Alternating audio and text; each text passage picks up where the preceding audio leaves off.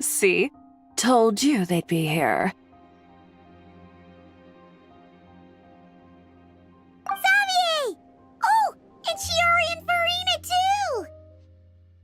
Ah, Hydro Archon above! If it isn't my darling camera operator and clapper loader! A very happy Fontinalia festival to you as well! I'm guessing you came back to celebrate with us? Yep, and help out too! Even though the last festival had some unexpected hiccups, making the film was still super fun. Since you're all here together like this, you must be planning on entering the competition, right? Of course! A celebration of the entertainment industry. No one who's anyone would choose to sit this one out. It only happens once a year, after all. Fontaine Fashion Week might be more my speed, but the film festival brings in a lot of orders and boosts brand recognition, so I wasn't going to miss out either. A few new awards have been added this year, too. Best Director, Best Costume Design, oh, and Best Camera Operation. Ooh, sounds like we've got work to do. Come on, tell us! What's Musketeer Pictures film gonna be about? Oh, about that. What's wrong, Xavier? What's with that look? Oh, man, you weren't scammed by some shady investor again, were you? No, even I'm not naive enough to fall for something like that again. Besides, thanks to the fine people here, Musketeer Pictures has more than enough funds to shoot without investors. And yet problems persist. Huh? What do you mean? Well, we were planning to replicate our past success and shoot a film based on a popular novel. But as we were holding auditions for the female lead earlier today, a striking young mademoiselle wandered in by accident. Her disposition was simply ethereal, the look in her eyes somewhat melancholic. Oh, I wish you could have been there. The awe I felt can scarcely be put to words. You had to be there, friend. No matter where she stood, it was as if her surroundings, even the air itself, turned into the perfect shot. Guess you found your lead actress, then? No, quite the opposite. My script is entirely unworthy of her.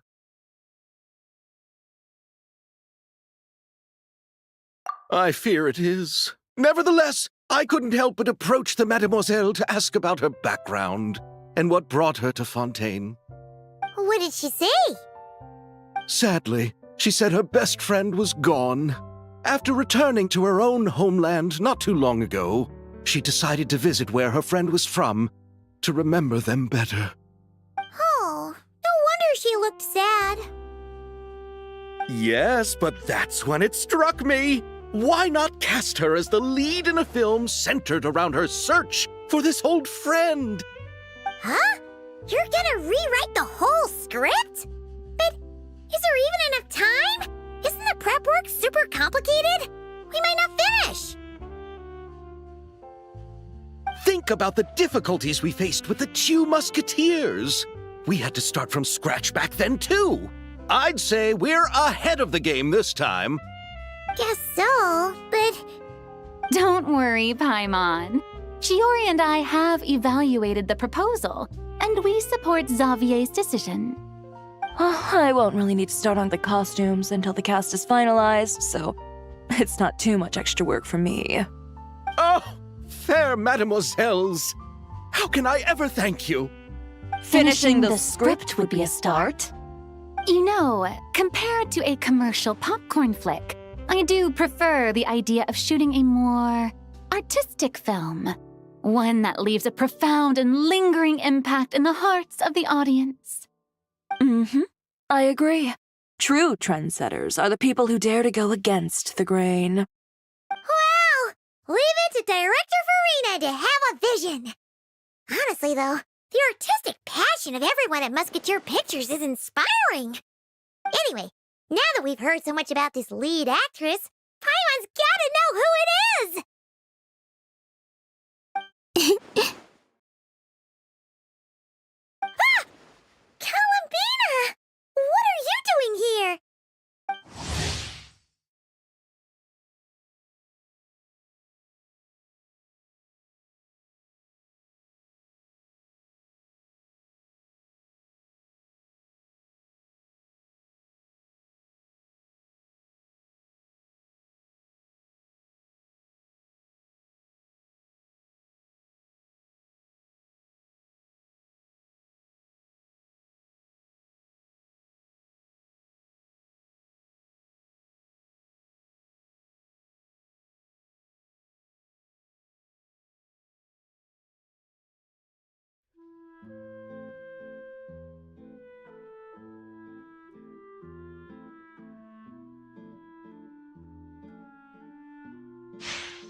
Hello.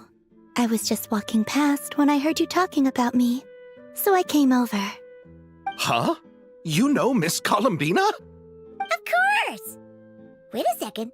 Does this mean Columbina is the actress who inspired the whole rewrite?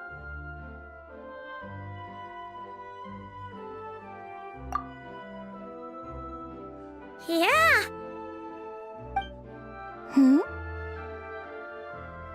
Wait, so did you make the trip by yourself, Columbina? Yes. I mentioned how I wanted to visit other nations once things settled down in Notcry, remember? So I went to the curatorium to ask Never for advice. She told me about the film festival in Fontaine and said it might be fun to visit. I spoke to Lauma before I left too, and she thought it was a great idea to get out for a bit. It's just, I received quite different travel advice from the two of them. Oh? How so? Well, Lauma told me to go out and experience new things and make new friends. What a wonderful suggestion. That's how a trip should be. What about Nefer? She said, don't trust anyone and don't talk to strangers. Yep, that sounds like her. I can understand that too. It shows this Nefer cares about you a great deal, Miss Columbina. Yes, so I plan on combining their advice. All I need to do is turn strangers into friends, and then I can talk to them. Huh, that kinda makes sense, but also not. Hey, Chiori. Oh, look who's back. Happy Fontinalia Festival, you two. Oh, looks like we have a superstar in our midst. How about an autograph, Big Shot? Ha ha, very funny.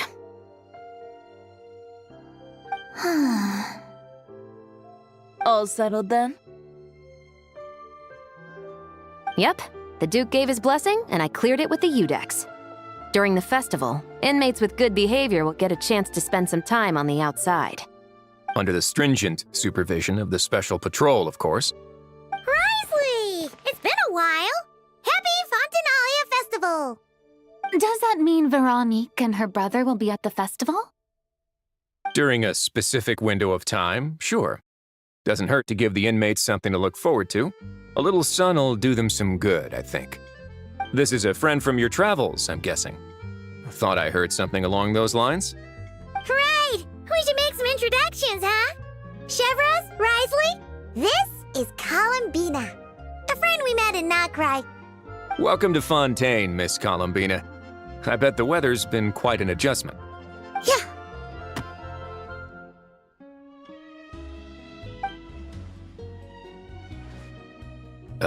And not the good kind, I take it. No, I quite like it. It's a lot warmer than Notcry. Then what was the punch for? Oh, should I not have done that? The flowers that bloom here are so vibrant, and the people are so kind. I just wanted to become friends as fast as possible. Ah, so that was meant as a gesture of friendship. Is that right, Miss Columbina? Mm-hmm. Isn't that what friends do? Right. Might have been a bit premature in this instance, though. Your friend here is quite the character.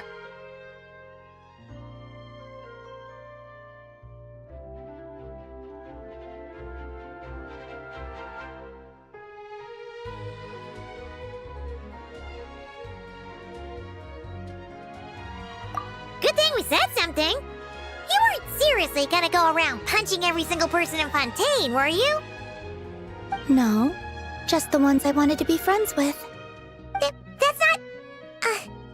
what Paimon's trying to say is maybe keep the punches to a minimum until after you're friends with someone. If you say so. You're quite the character, Miss Columbina. So, are we friends? Of course. Any friend of the traveler is a friend of mine. Yeah. Oof.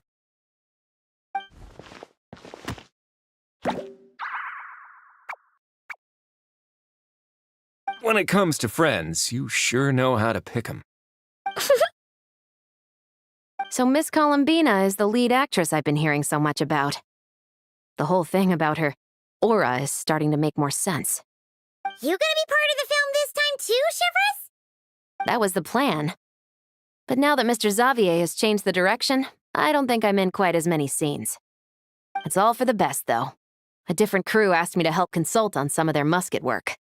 Oh, sounds like our trusty musketeer is as popular as ever. I'm just going where I'm needed. I'm more than willing to help with whatever this production needs as well.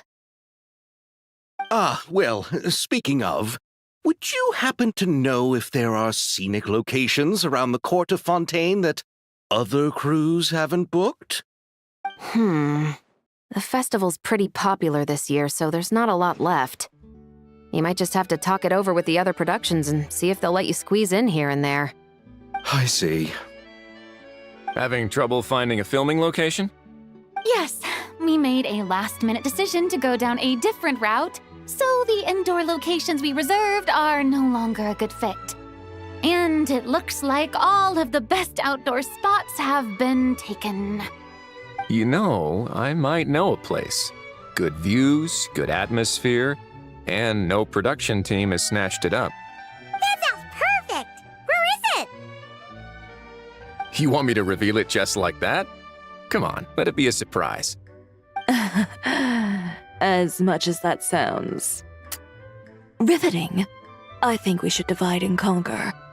You go do that, and Director Farina and I will take Miss Columbina around the city to discuss lighting and styling. Is that all right with you, Miss Columbina? Traveler?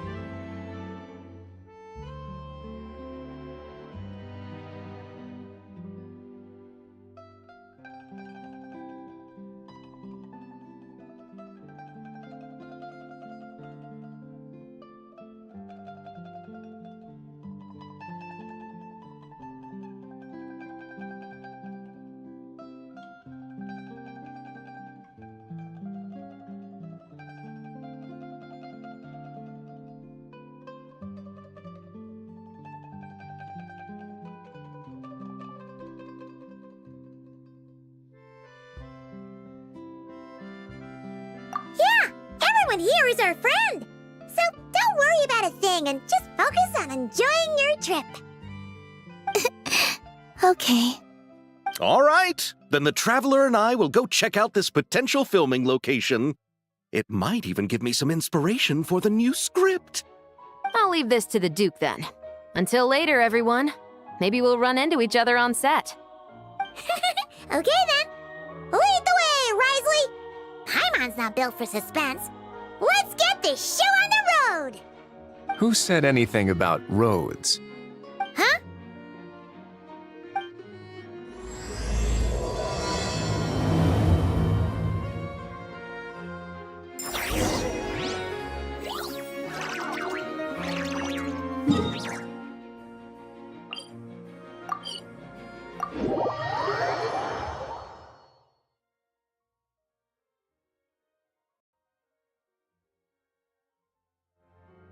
No way! You brought the winglet up to the surface? It'd make quite the grand backdrop for a film, don't you think? Paimon's more focused on the fact that this thing is supposed to be underwater, inside the fortress of Millipede. True. And keeping up with the maintenance on a vessel this big is a lot of work. It takes a crazy amount of manpower just to keep it up and running. Oh, Paimon kind of thought it just sat there until you needed it. I wish it were that simple. The truth is, the maintenance costs on this thing are substantial, so we decided to rent it out during the festival to earn some extra mora. Besides, the inmates are the ones who keep it in good shape. Seeing the fruits of their labor put to use is a good form of social rehabilitation for them.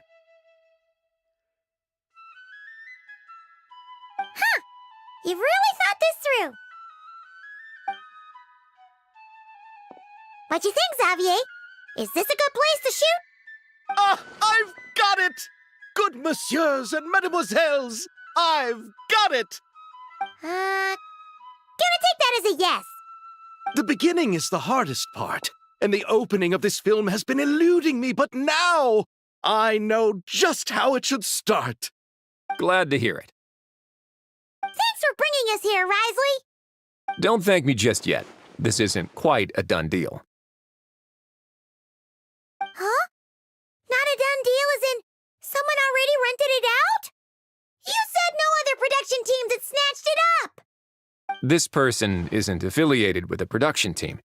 The rental fee was high enough to scare off plenty of other film crews, but she didn't blink. Made quite the generous offer, and didn't even attempt to haggle. Do you know what she plans to use it for? I'd like to at least have a rough idea before going in to negotiate. I didn't ask for the details, but I did see what looked like a fishing permit and a business license on her desk. My guess is she's planning on using it for some kind of restaurant or aquarium. A floating restaurant is sure to attract people, but an aquarium sounds cool too. The views from the ship make it a great spot for a date. The winglet might not be under my command right now, but it's always nice to see her admired. A film is sure to drum up some good publicity as well. I do hope we can work something out with the current captain. Well, guess we should head over and talk things out then. Best of luck.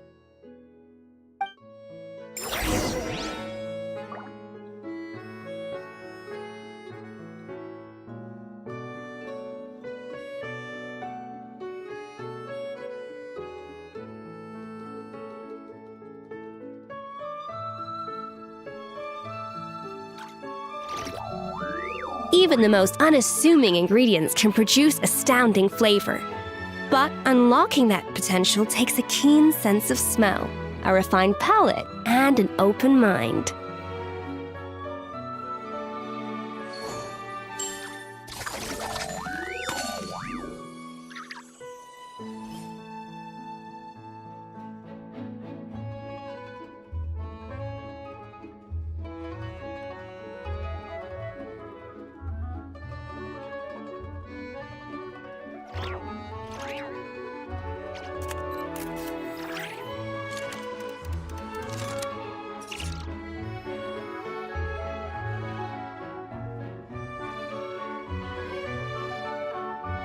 An important part of cooking is making sure the ingredients absorb the flavors in the dish.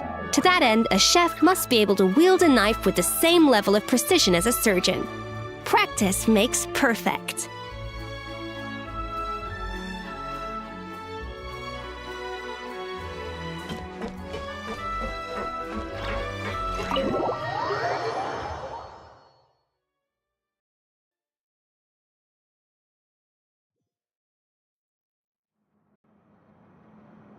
Wow!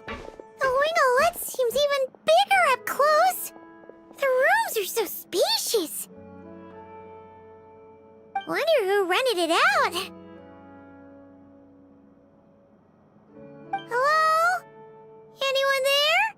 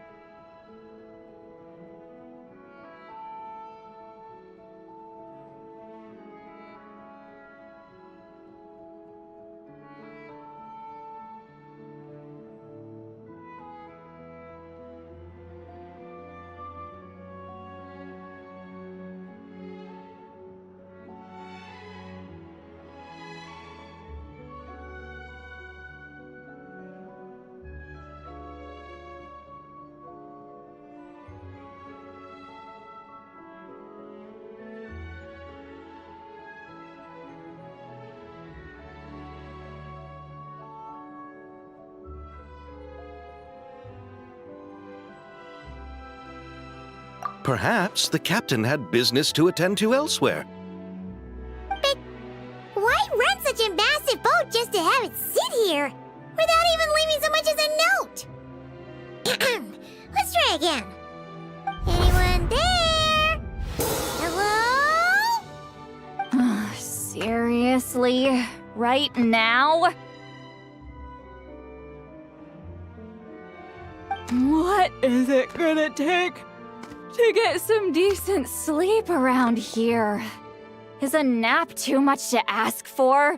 Ugh.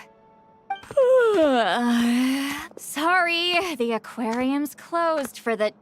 Huh?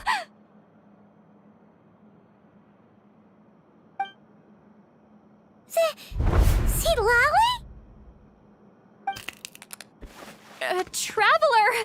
Paimon! Hold on.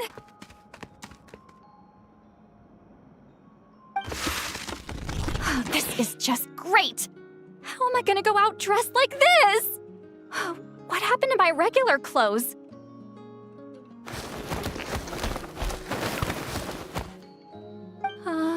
The wash!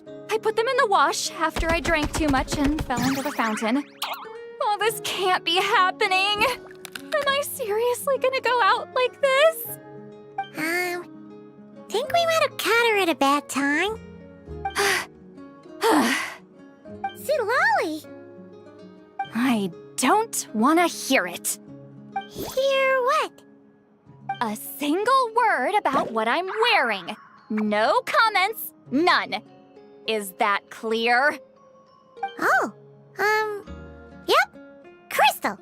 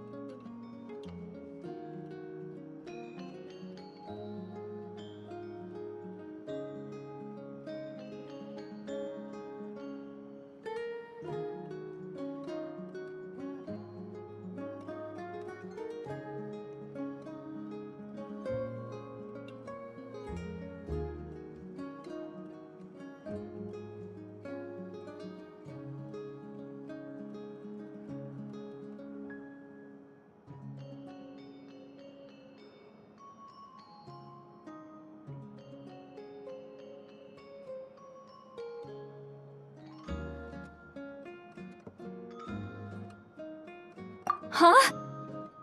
You think so? No, wait, I told you not to say anything!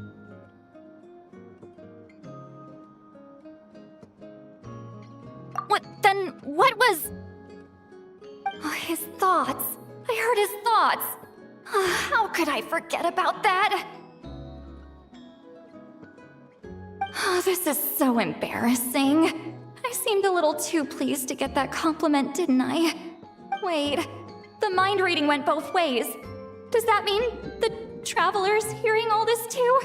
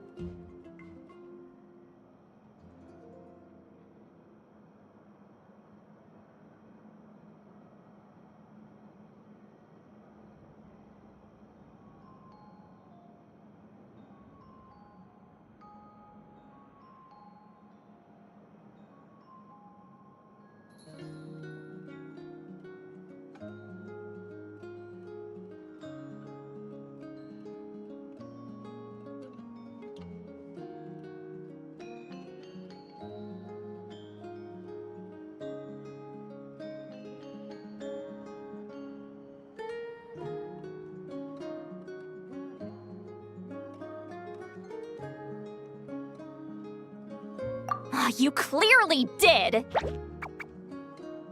Huh? What did we do? Paimon's not following. Nothing. It's nothing. Let's just move on. Did you need something? You're not here alone, I see. Hello, I'm Xavier, a film director and producer from Fontaine. I meant to introduce myself sooner, I just didn't want to, interrupt. No wonder we ran into each other in Fontaine of all places. You must also be in town for the festival then. That's right. We're helping Xavier with his film.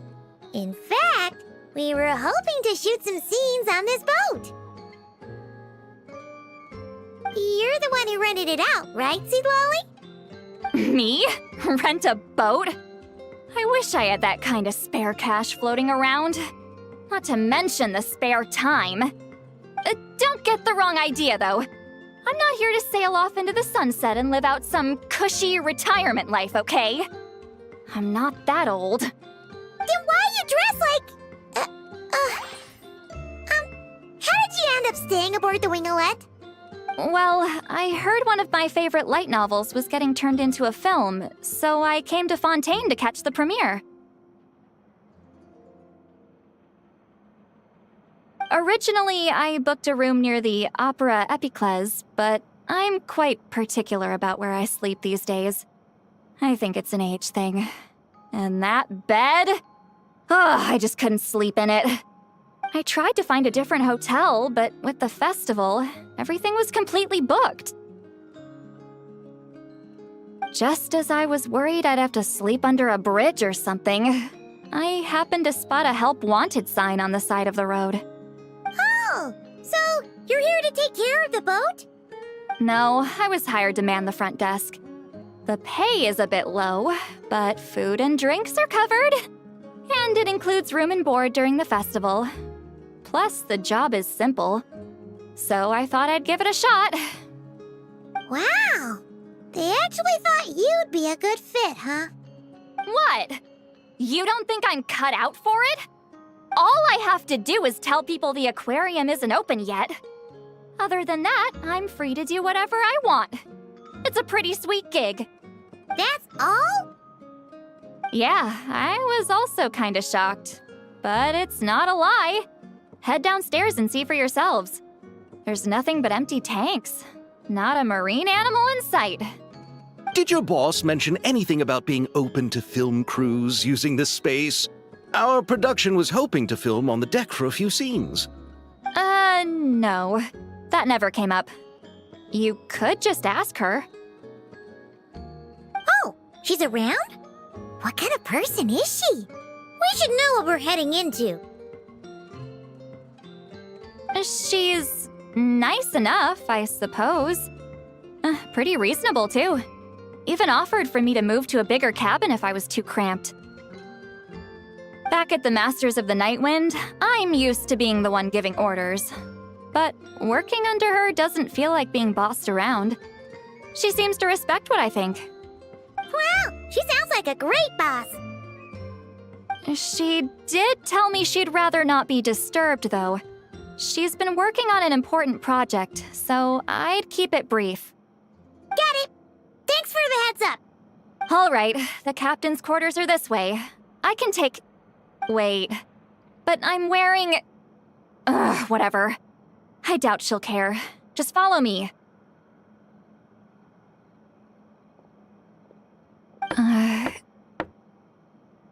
Miss Guillotin? These visitors were hoping to ask you about something.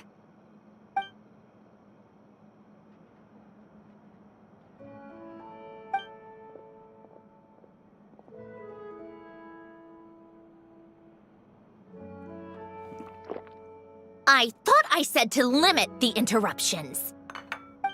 Just tell them the aquarium is still...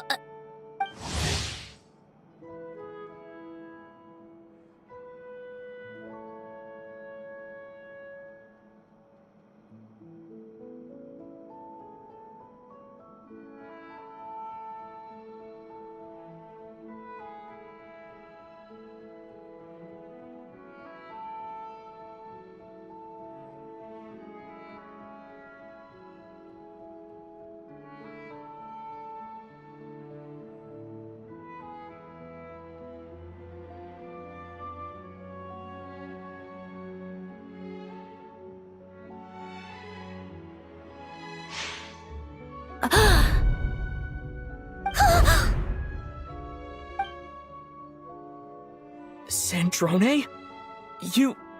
You're here! Huh? You know each other? Are you okay, Sandrone? Do you still remember us? Everyone was so upset after what happened. We all missed you so much!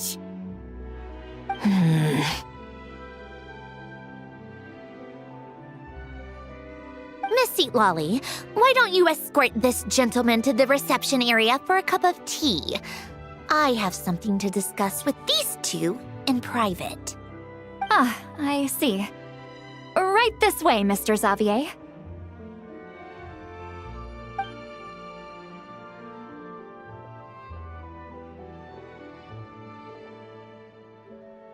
Sandrone?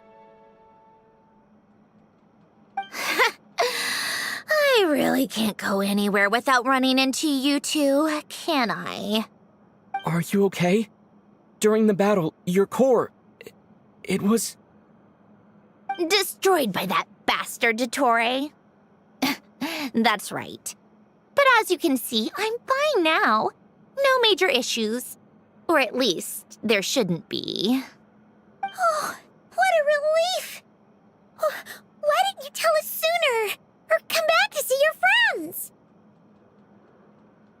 Now that I have the chance, I just want to say... Thank you for saving me. Huh? Don't get the wrong idea. I only saved you so we could complete that formula and defeat Dottore once and for all. Even if he did crawl back from the grave to make us all miserable again. That doesn't matter. You're still a hero. All right. But it wasn't just me. All I did was lend my brilliant mind to the cause and take care of one part of the plan. Although, I'm not denying it would have fallen apart without me. You got that right. You're amazing. But how did you go from From a lifeless pile of scrap to looking like this? Well, my mom was trying to put it a bit more gently, but yeah. Where do I even start?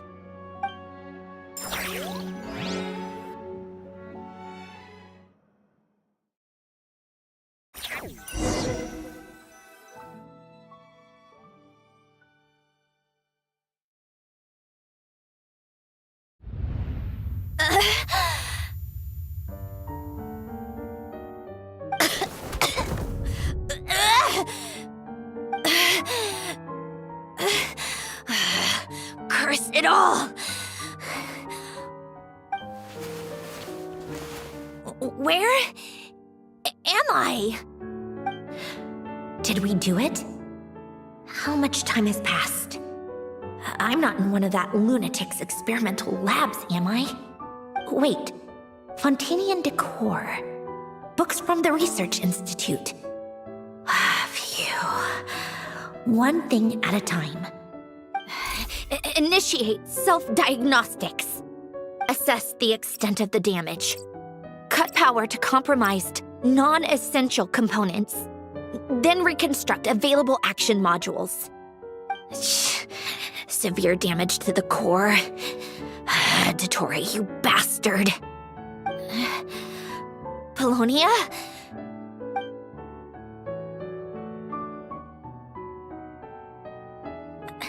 Polonia, wake up! Activate!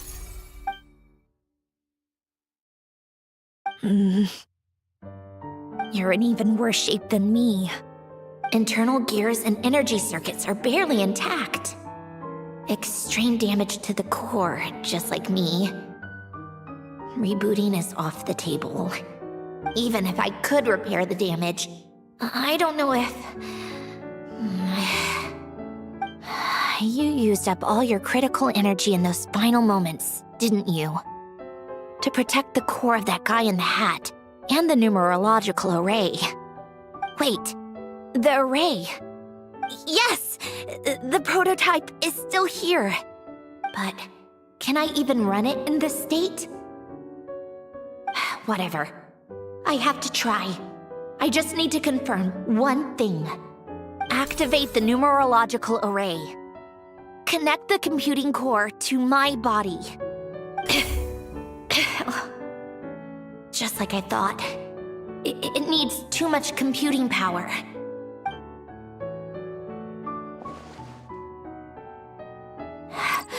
Cut off power supply to all functions except the thinking module. Please. I just need to ask one question. Initiate query regarding the 3 moon sisters. How many living moon goddesses are there in possession of the Trilunar Authority? 1. It worked. You did it, Columbina. You made it back. But how did I survive? The self-diagnostics showed damage severe enough to shut me down for good. What triggered the reboot? A built-in message? Only visible after a core reboot. The final gift. Alen! Were you the one who gave me the second chance? But why now? What activated it? What is that? A vision? Wait, no. It's a stellar linchpin?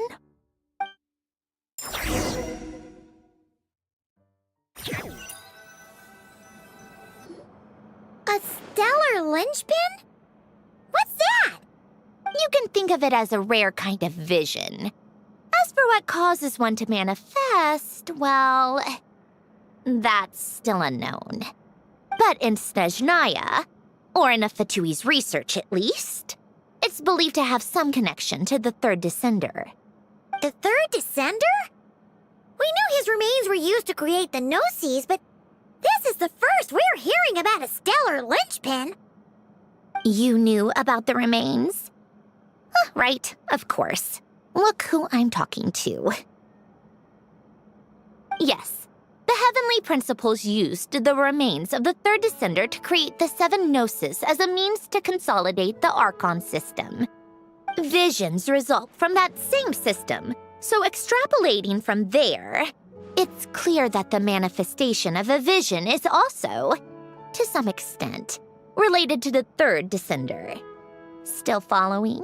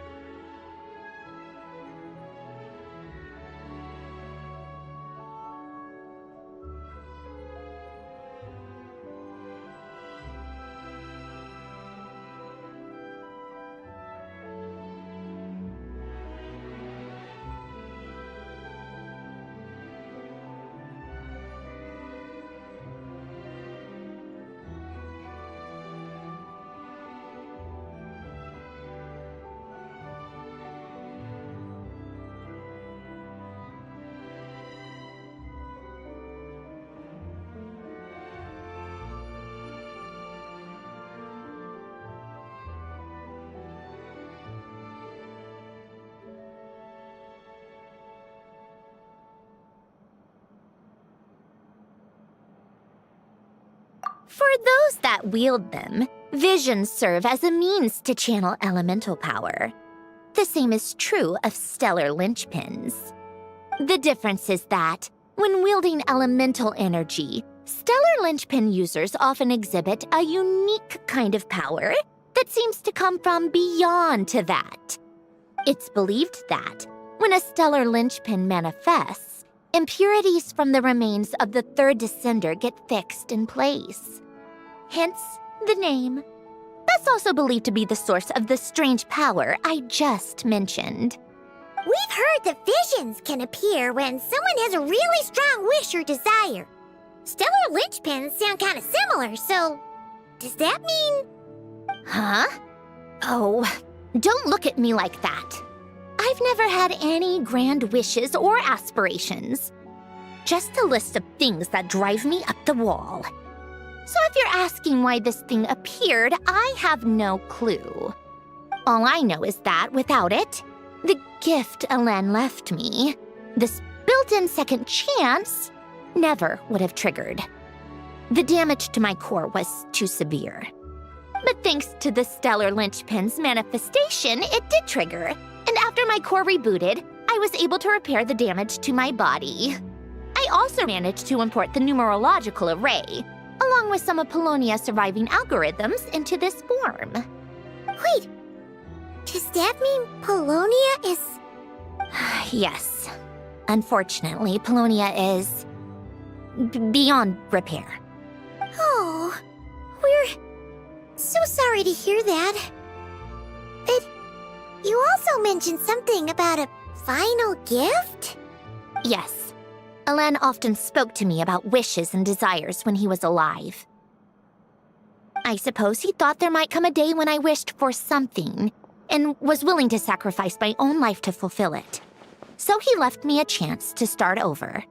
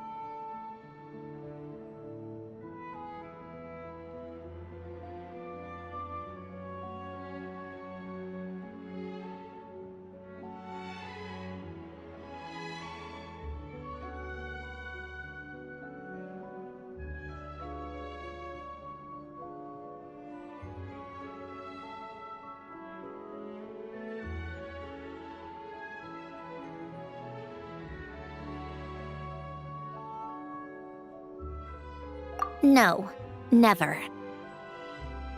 Alen once said I was his proudest masterpiece. That might sound boastful coming from me, but it's also an undeniable fact. After Alen died, I started studying how Paulownia and I worked. Paulownia is essentially a computational machine, so it wasn't difficult to figure out the mechanical principles there. But when it came to my own structure, that's when Alen, the Lord Artificer's true greatness, struck me once again. I attempted to imitate it when I created Catherine, but in the end, she turned out to be nothing more than a superficial replica. What? But his creation skill, Catherine, is super impressive. We were shocked when we first found out she was a puppet. No, she's nothing compared to what Alen was able to create. Some of the mechanical principles of my own core are still a complete mystery to me. Keeping that gift hidden wasn't even a challenge for him. Just a shame I had to waste it on fighting Dottore. I just couldn't stand the thought of him coming out on top.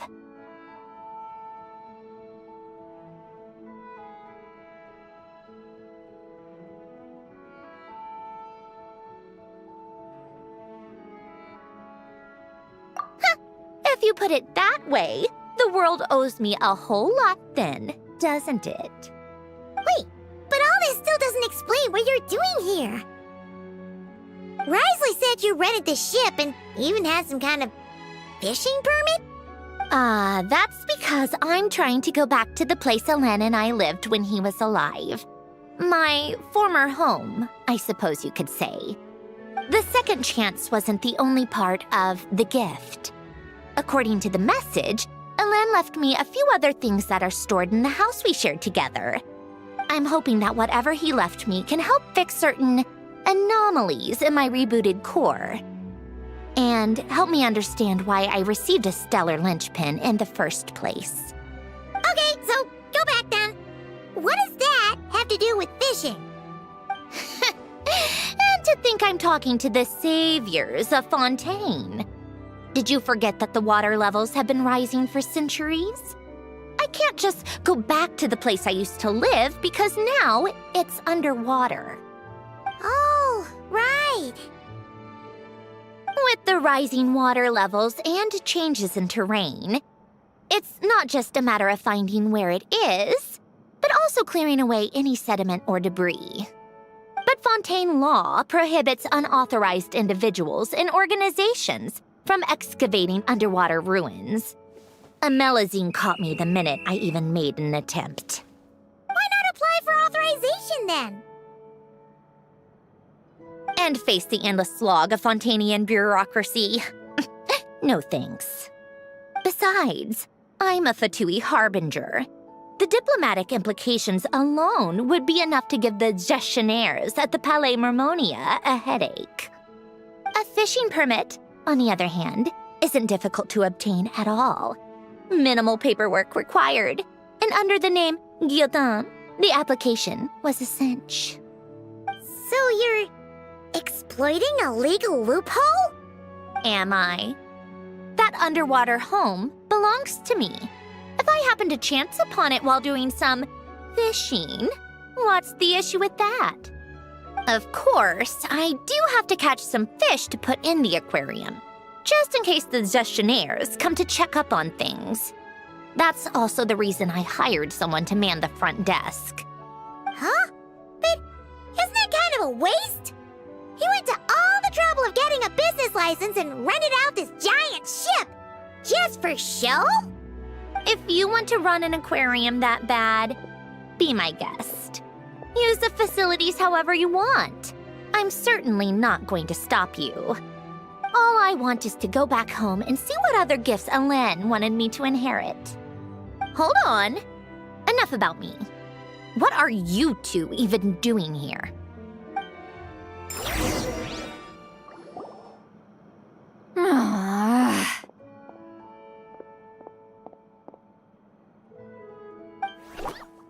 Seriously?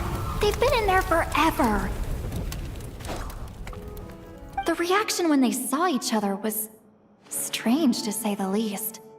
You're lucky I was nice enough to leave the room and give them some space. Back in the Masters of the Nightwind, I'm the one who gets to kick people out.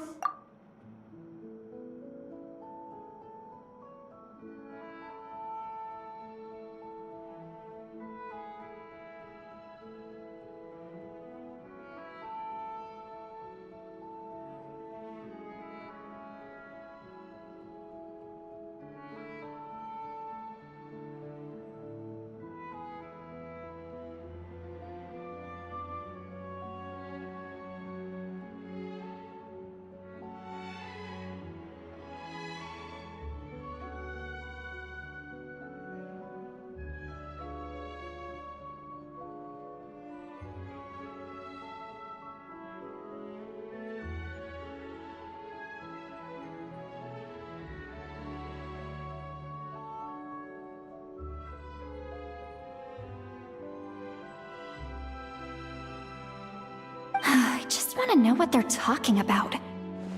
Should I cast a little eavesdropping spell?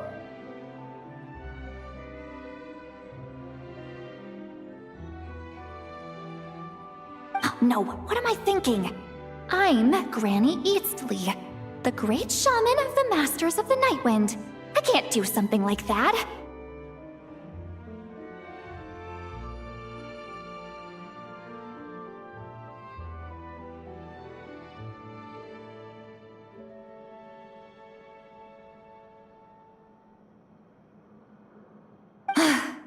This is just ridiculous. Making me wait out here for so long? Where's their respect for their elders?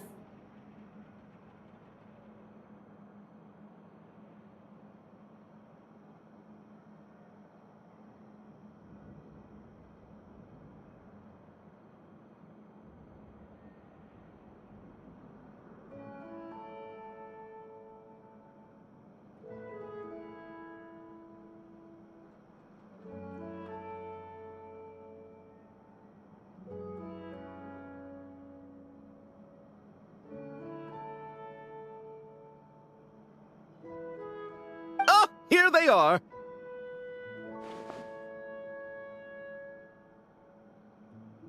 Were you back there arguing or something? What took you so long? The two of you are already acquainted with Miss Guillotin, then?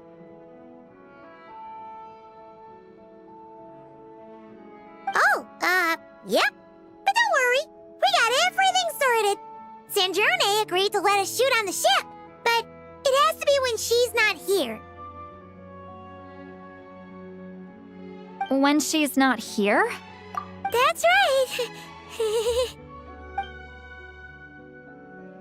You'll excuse me if I didn't exactly ask for this little reunion. I wasn't planning on seeing anyone. Like I said, my core is severely damaged. Even with the gift, there are anomalies that are making things unstable. I don't even know if I can continue to function without issues.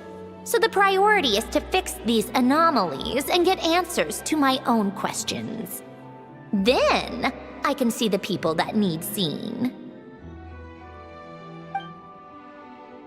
Anyway, just let Sandrone know when you plan to film Xavier, and she'll, steer clear.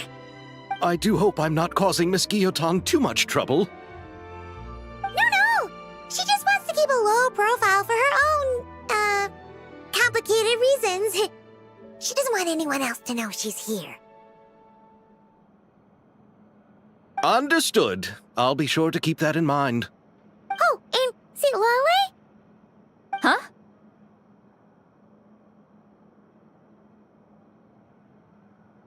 You mean Miss Guillotin? What does she want? Oh, please don't let it be about the pajamas. What? The seventh of the Fatui Harbingers?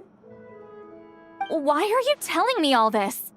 I asked the Traveler about you, and I've decided it's best to be open in this instance. I can understand if you would rather not work for a Harbinger. Regardless, the room on the ship is yours to keep. You're an acquaintance of the Traveler, and I plan to honor that. Wait, she's actually nice? It's not a problem. The captain also worked for the Fatui, and he helped Natlan a great deal. We know that there are good people among your ranks. Besides, I've been around long enough to know what it means to earn one's keep. This isn't Natlan, and I don't expect special treatment. Besides, sitting at a desk isn't exactly back-breaking work. I appreciate that perspective, great shaman. Seat Lolly. Just call me Seat Lolly. That title makes me sound so... old. Well, Seat Lolly, the Traveler and I are looking for something, so we'll be heading underwater together soon. I'll leave the ship in your care while we're gone. Together? How often? Not too often. We're heading out in a bit, but I'll be available if you need something. You couldn't, go alone? I wanted to, but he was concerned about my physical well-being. So he offered to come with. Guess my mental well-being means nothing then. Huh?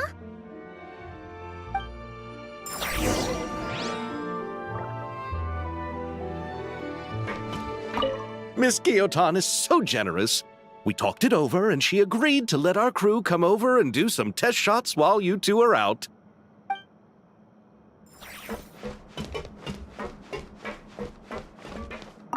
Just be quick about the whole thing, okay?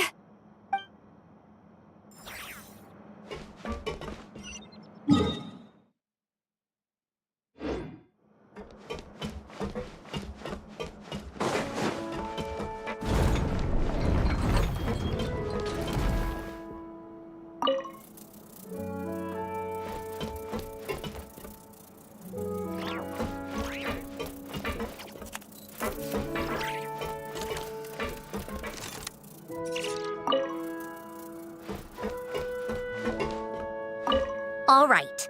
Our first stop is the Beryl region. After Alain left the Fontaine Research Institute, he lived in seclusion somewhere around there.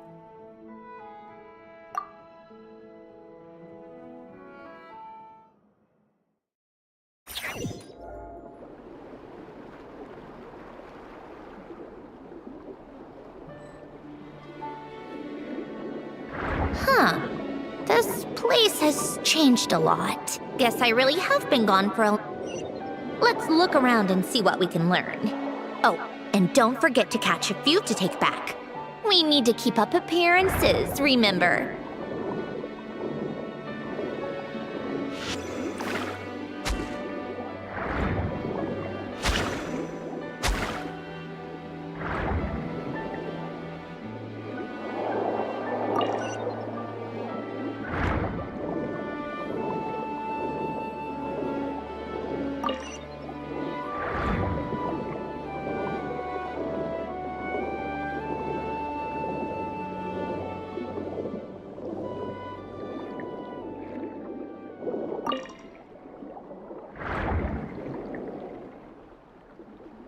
Poisson isn't too far from here, right? It's all a bit nostalgic, I guess. Back when I lived here, all this was still above water. All right, I have a general understanding of the terrain changes and sediment accumulation. We can stop here for now.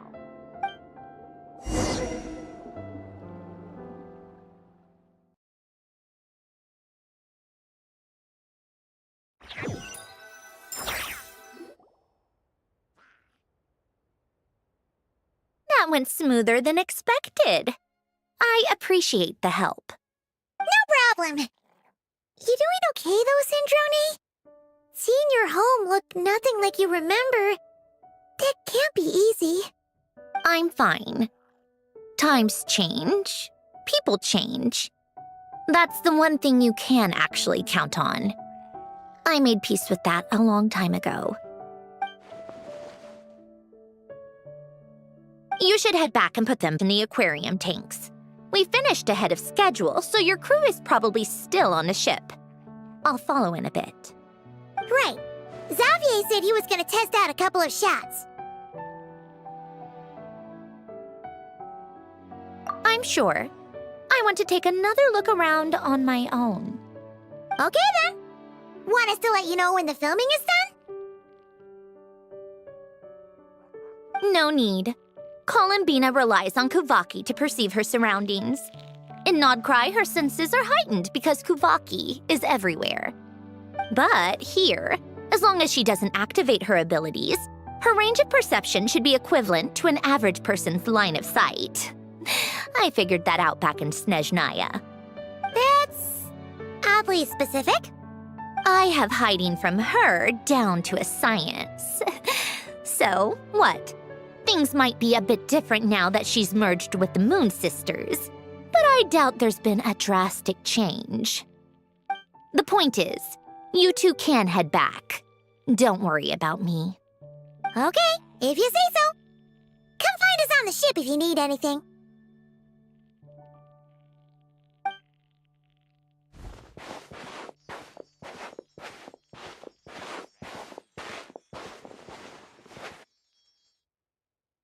What did you leave for me, Alen? Did you know I would come back? Or did you make it so I would have to?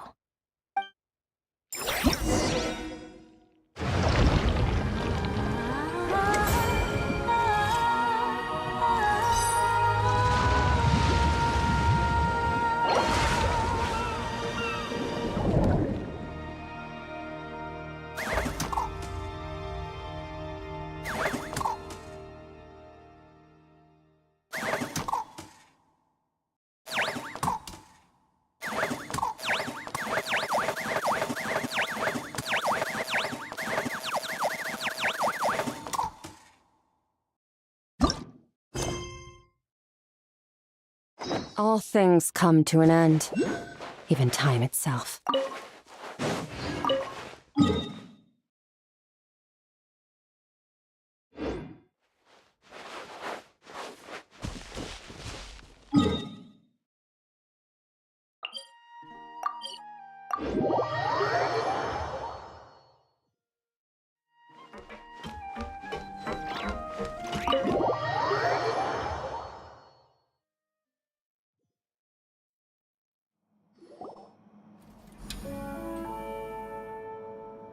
Xavier, we're back! Shh! Quiet on set! They're filming over there. Oops, sorry.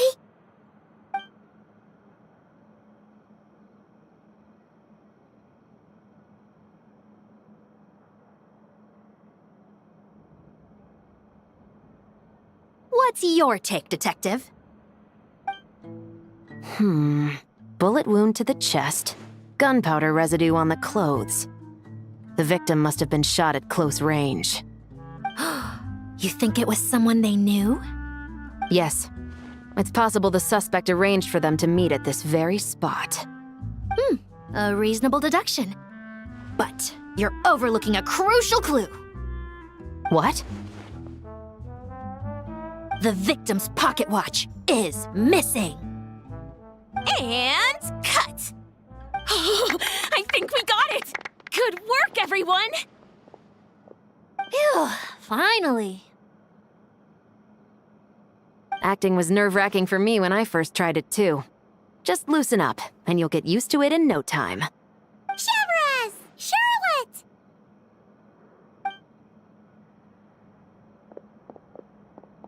Oh, hello there, you two. You're filming here too? Oh, so Charlotte's crew must have been the one that asked you to help out, huh, Chevres? Yep. They heard about a potential filming location and wanted to come check it out. But when we got here, your crew had already beaten us to it. Luckily, Xavier and our director, Lapine Pauline, go way back. In the end, we agreed to just share each other's filming locations. Considering all the last-minute changes, that's just what Musketeer Pictures needed. For sure! Based off the scene just now, you must be the star of the film, Charlotte! You bet! This detective costume really suits me, don't you think? Oh, for sure. You're already right at home lurking in the shadows taking pictures of this and that. Add a notepad and you're practically method. Thanks, Miss Chiori. I appreciate the compliment. didn't sound much like a compliment to Paimon. So this is a film set? It looks like a very happy place. This must all be quite new to you, Miss Columbina. Yes. I watched a few films with a friend once, but she thought there was no point if I wouldn't open my eyes. So she stopped inviting me. Looks like I missed out on a lot. True, but being an actor seems like a tough job. Huh?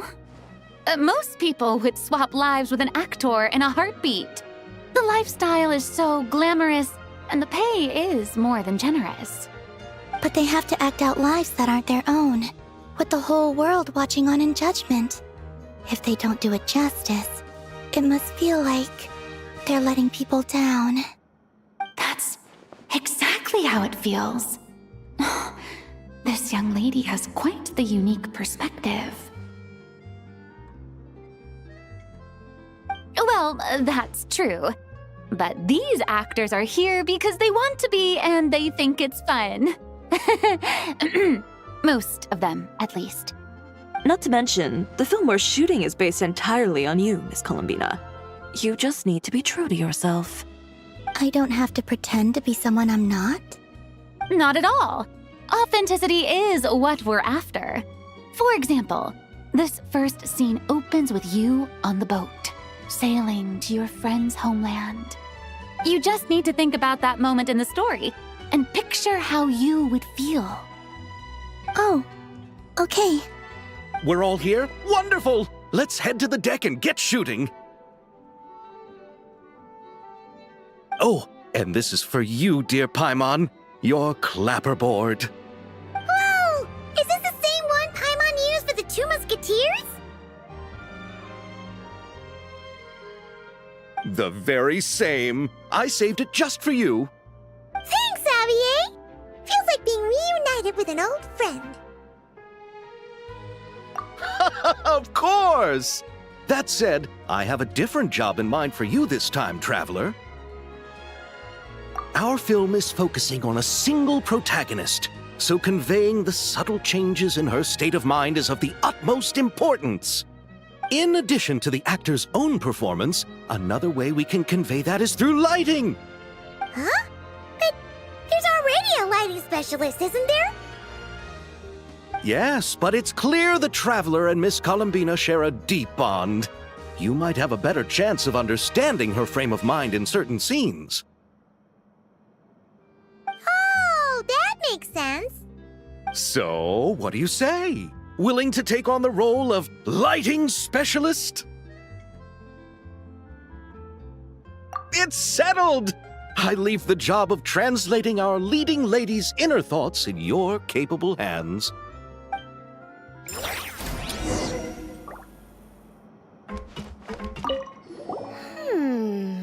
Seeing all the sets in place, things are looking even better than I expected.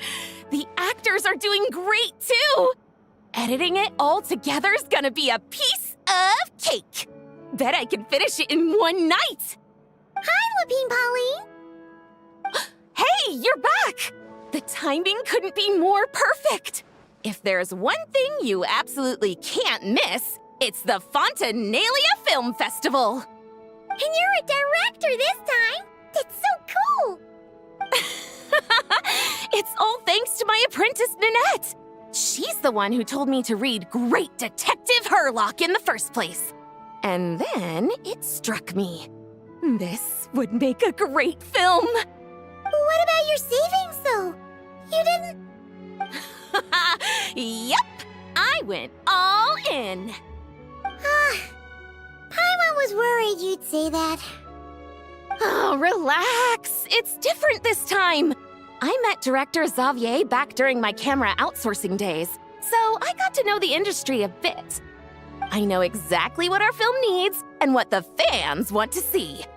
So be sure to check it out. I'm confident we've got a winner on our hands. Sounds like it. But we've got some filming chops ourselves. It's definitely still anyone's game. Then may the best film win.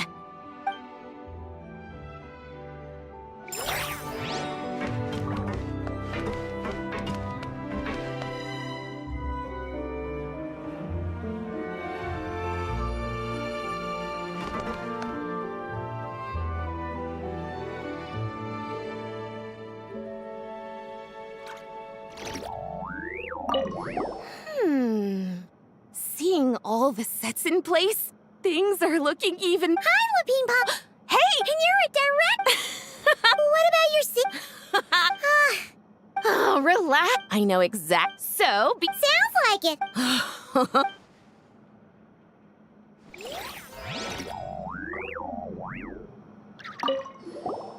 Oh, I didn't expect to run into you two on set.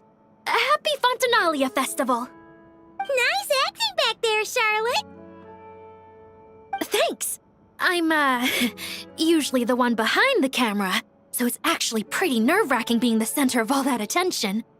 But I've known Miss Lapine Pauline for quite some time, so we work really well together. Miss Lapine Pauline prefers to assign roles based on our own personalities. She'll even adjust the script to make it a better fit.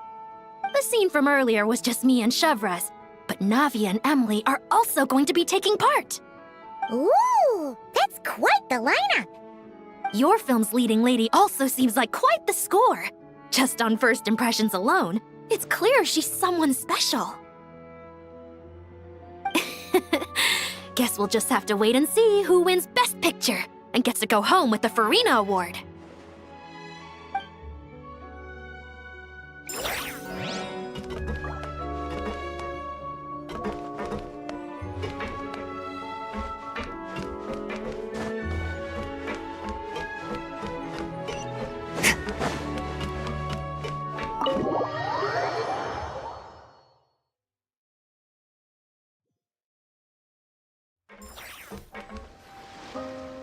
All right, without any further ado, it's time for production on our film, A Homecoming, to officially begin! Turning it over to you once again, Director Farina. All right. Positions, everyone. Camera operator, clapper loader, get set up. Let me know when lighting is good to go.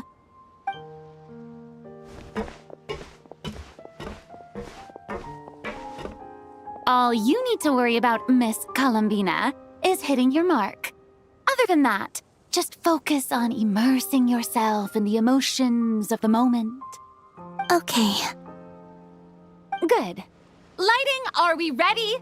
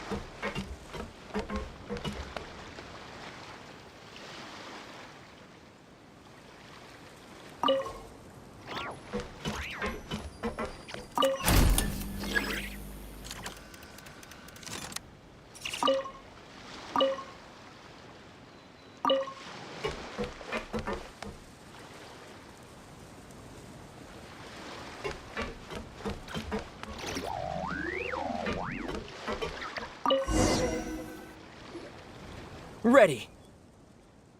All right, quiet on set. 3, 2, 1, action! This is her homeland. Columbina. Cut! The emotions I'm looking for were definitely there. Let's just try to keep it a bit more natural. Oh, but definitely keep that gesture at the end. I loved how real it felt. You looked genuinely moved.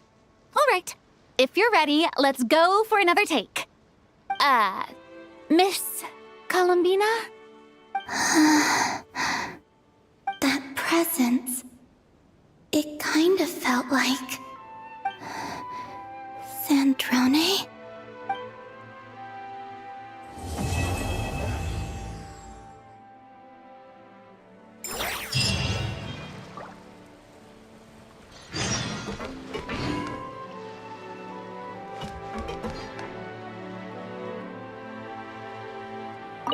Terrific performance, Miss Columbina! Truly excellent work. Thank you, Director Farina. You really don't mind me not taking off my eye mask? Not at all. Xavier and I already talked it over. The character is based on you, so there's no need to change what you're accustomed to doing. Besides, the mask could become one of the defining traits of our film's leading lady. Just like you suggested, we'll leave the reveal to the more important moments.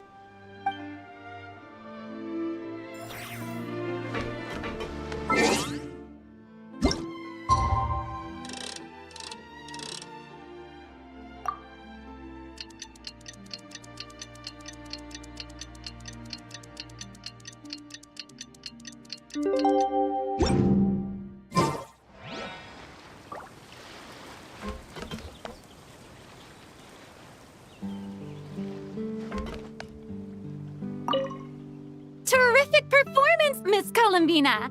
Truly excellent work. Thank you, Director Farina. You really don't mind me not taking off my eye mask? Not at all. Xavier and I already talked it over. The character is based on you, so there's no need to change what you're accustomed to doing. Besides, the mask could become one of the defining traits of our film's leading lady.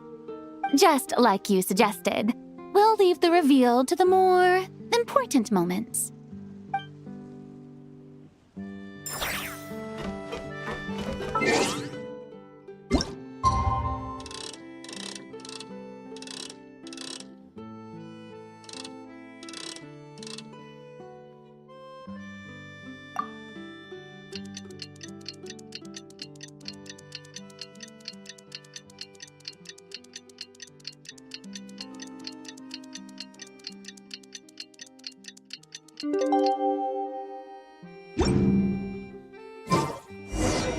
Cendrone said that if everything goes smoothly, we should be able to pinpoint the exact location of her home today. Let's head to the Wing-O-Let and meet up with her.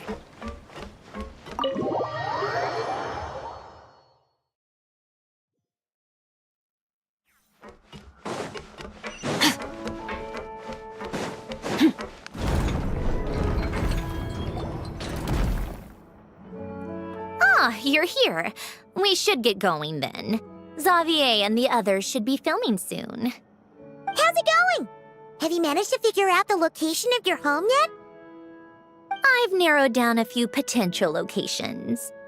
We just need to take a sample from each one. Once the equipment analyzes them, we should know the exact location and where to find the entrance. Great! We should get started then.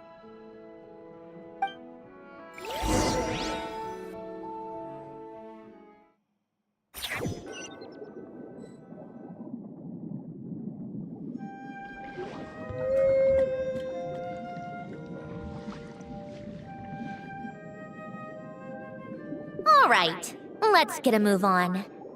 That should do it. Let's head back. The filming should be just about done. We made good time. We might even know the location by the end of the day. You sound pretty happy about that. Do I? I suppose I've just had enough of these anomalies I've been dealing with. The sooner I can fix them, the better. Anyway, enough chit-chat. We have work to do. Oh, but let's head in through the side door. I don't want to run into the crew on the deck.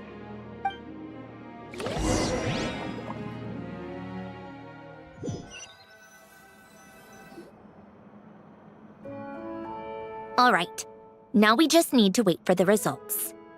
Since we have some time to kill, I suppose I might as well see how this aquarium of yours is coming along.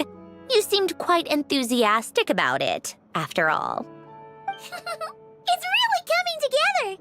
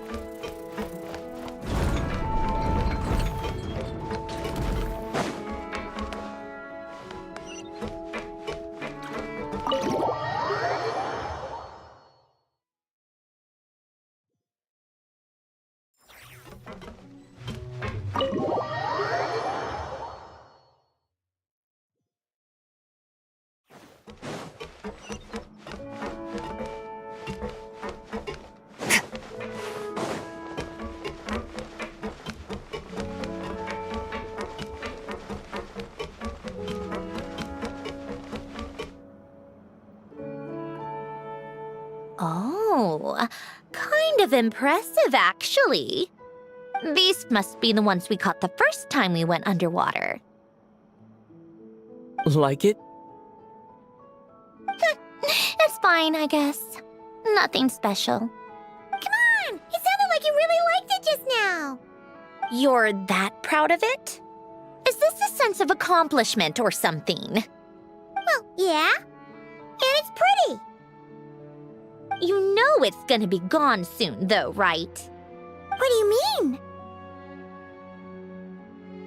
After the festival, this ship will be returned to the fortress of Meropide, and this aquarium will be no more. So? So, no matter how much work you put into this place, once the festival is over, it's all just going to disappear. But not making the most of it when we have the chance is an even bigger waste. But if you know it's all going to be gone one day, why even bother? Well, because Because you still get to keep the things you gain along the way. And those are things that can never be replaced. Doesn't that make losing them even harder? well, if you put it like that. But the happy memories we make along the way last forever. You just have to take a more glass-half-full perspective. Not to mention, everything we do here is going to be on film, so it'll still live on in some shape or form. And when you look back on it, only happy memories will come to mind? Exactly! So it's about finding joy in the process itself. Traveler! You're back already? What's wrong with that? You say that like it's terrible news or something. How did you get here? I didn't see you on the deck. Oh, never mind. We need to help Miss Guillotin hide ASAP. The crew is heading over here to shoot any second. What? They should be done by now.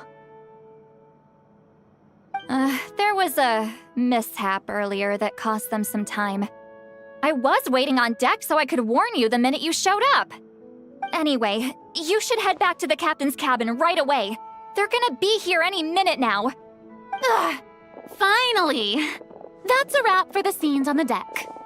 Wouldn't have taken half as long if the wind hadn't snapped our equipment in two. Uh-oh! Too late! Change of plans then. You'll just have to hide. Hide? And where exactly am I supposed to do that?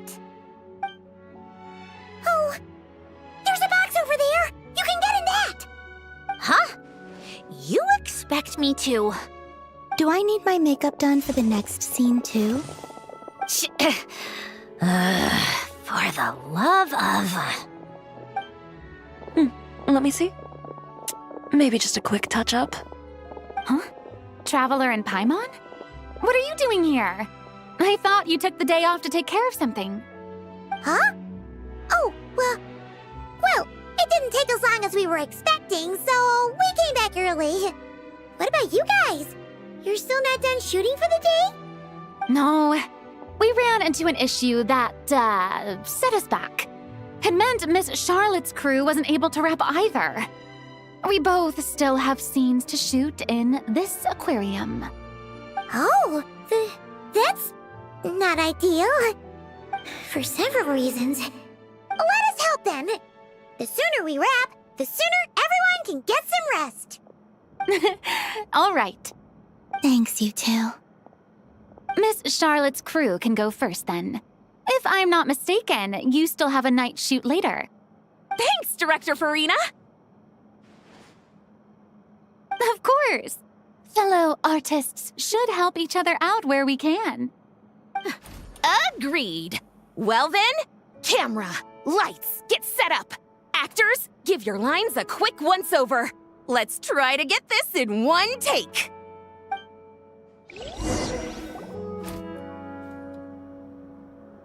All right, places, everyone!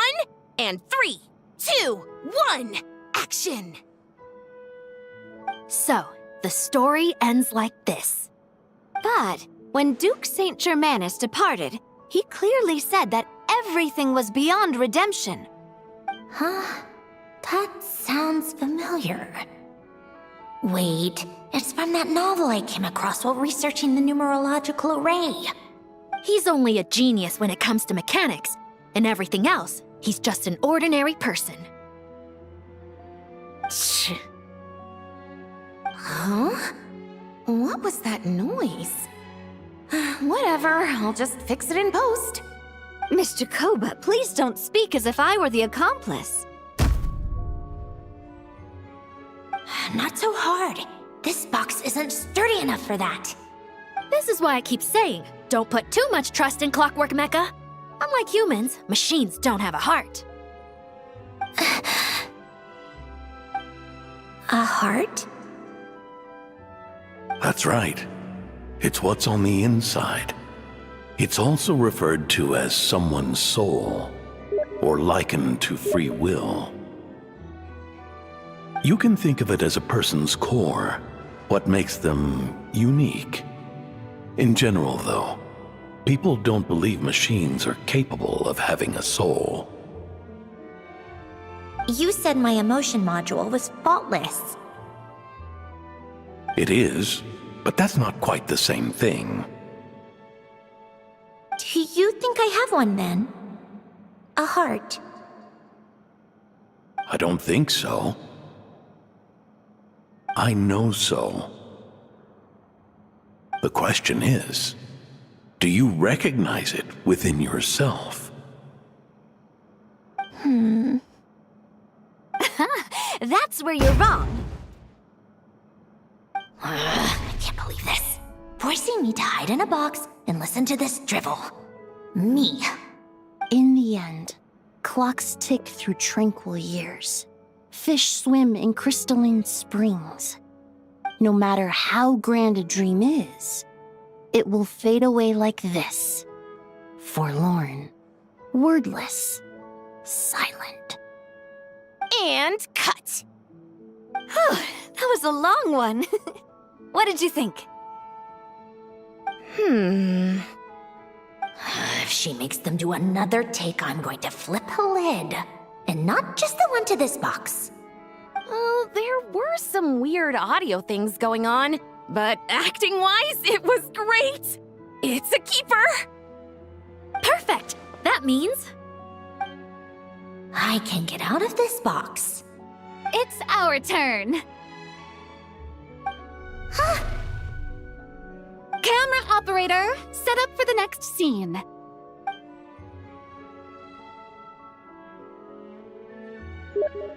In this one, our protagonist peruses an aquarium in a foreign land and gets swept up in memories of her friend. So, in terms of lighting, that's the vibe we're going for. Got that? Shoot, I thought there'd be a break and Sandroni could slip away. What are we gonna do now?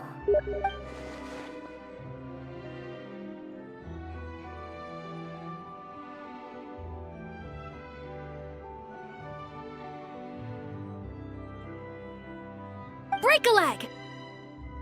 Yep, we're headed off to shoot our next scene.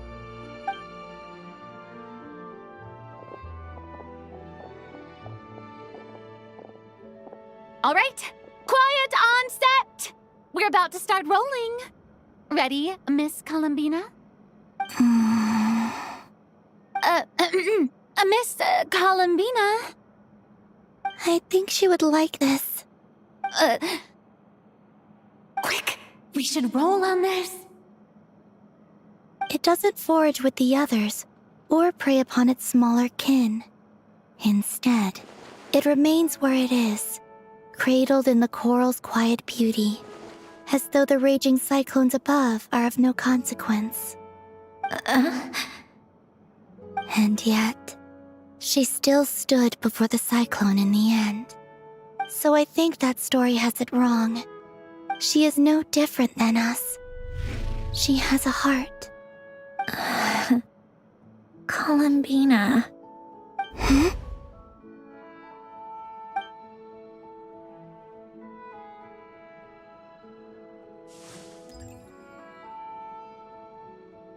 Uh-oh, is she onto us?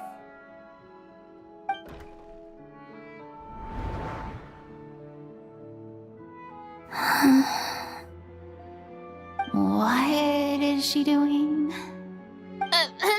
Cut! You okay, Columbina?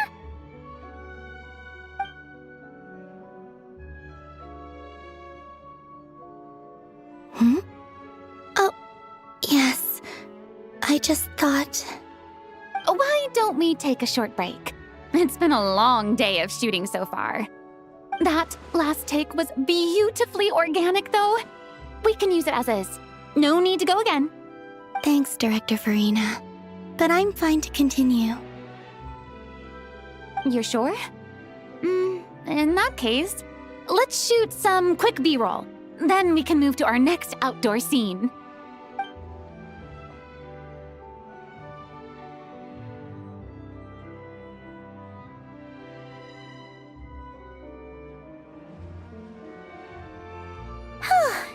We're in the clear this time.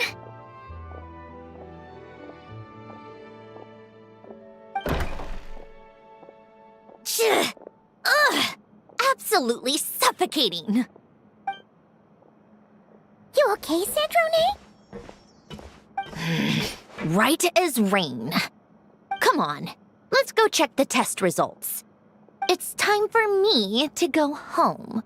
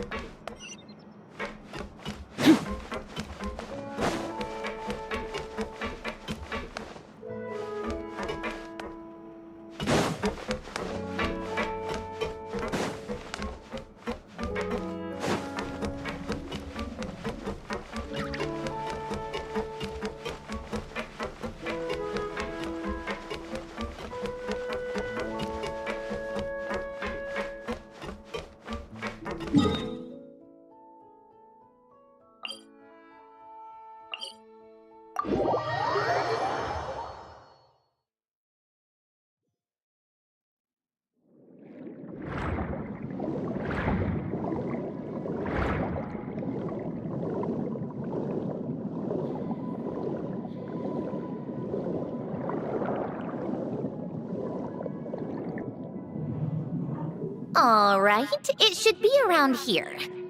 Give me some space. I'll activate the water insulating mechanism.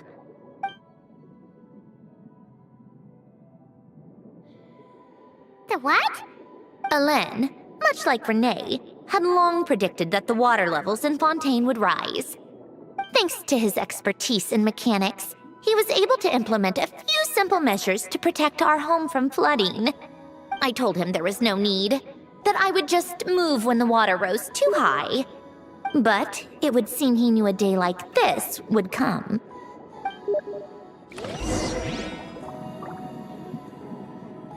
All right, the silt has been cleared away.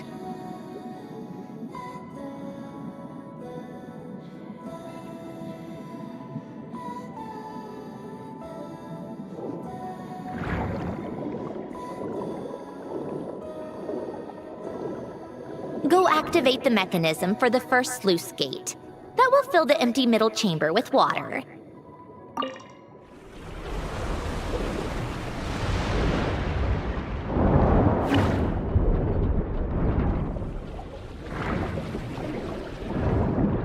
All right, now turn on the drainage mechanism in front of the second sluice gate, and this chamber will become empty once again.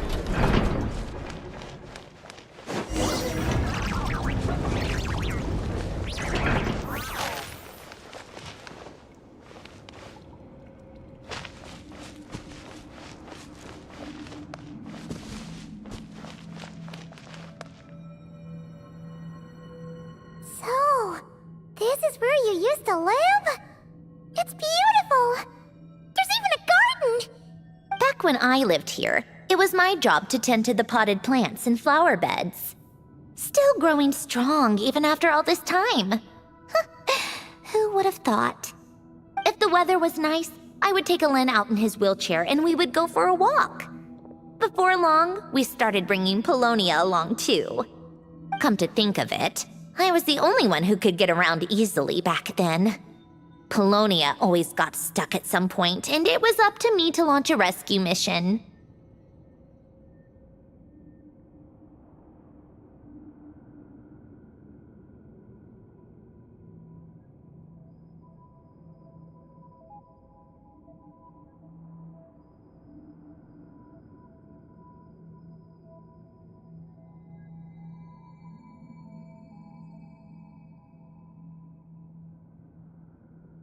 happy.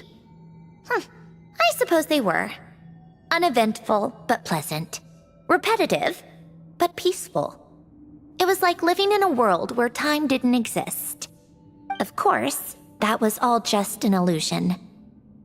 Death still awaits all of us at the end. Oh. All right, enough standing around. Let's head inside.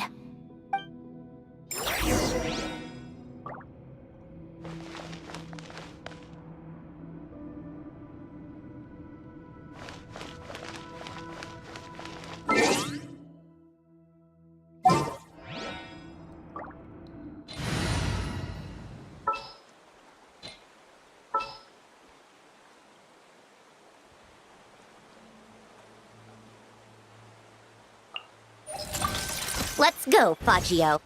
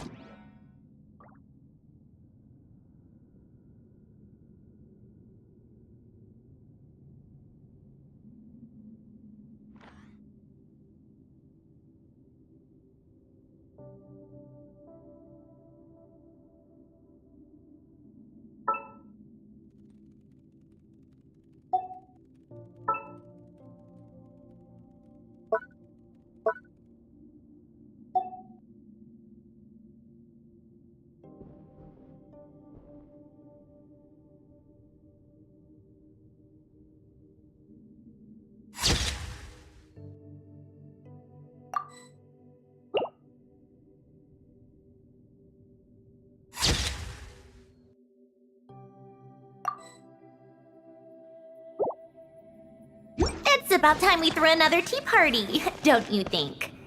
I wonder who else is free.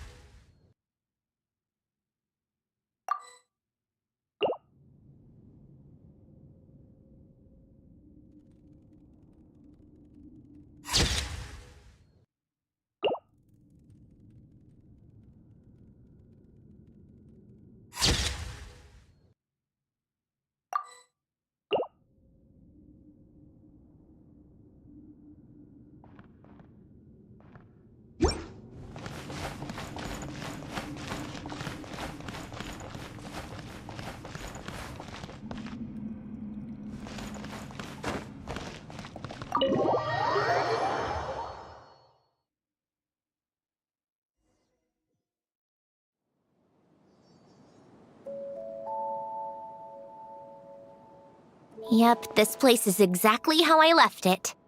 Nothing has changed. What is it? Huh? How did you get... Oh, Arlecchino gave it to you, didn't she? And you... read the whole thing. Just so you know, a lot of that was written a long time ago. At that very desk, to be exact. Anyway, since you've already read it, you should just hold on to it. I can always start a new one.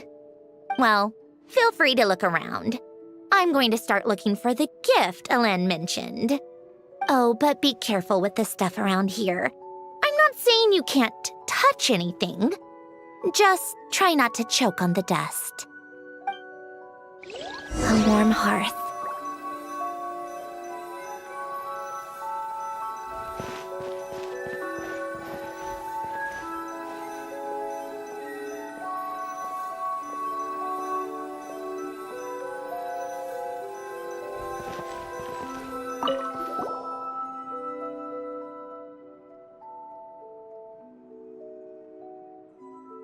Wait, the people in this picture look kind of familiar. Oh, this was taken when Elen and Renee were both still at the Fontaine Research Institute. Before their falling out.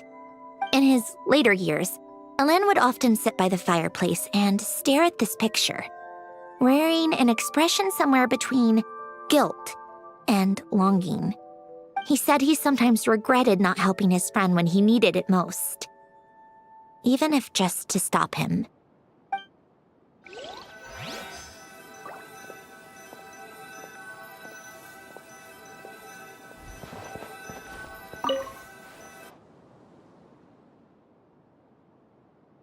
Oh, these are some of Elen's drafts from his later years. Just casual doodles, really. And these are just some unimportant letters. I couldn't be bothered to sort through them before I left.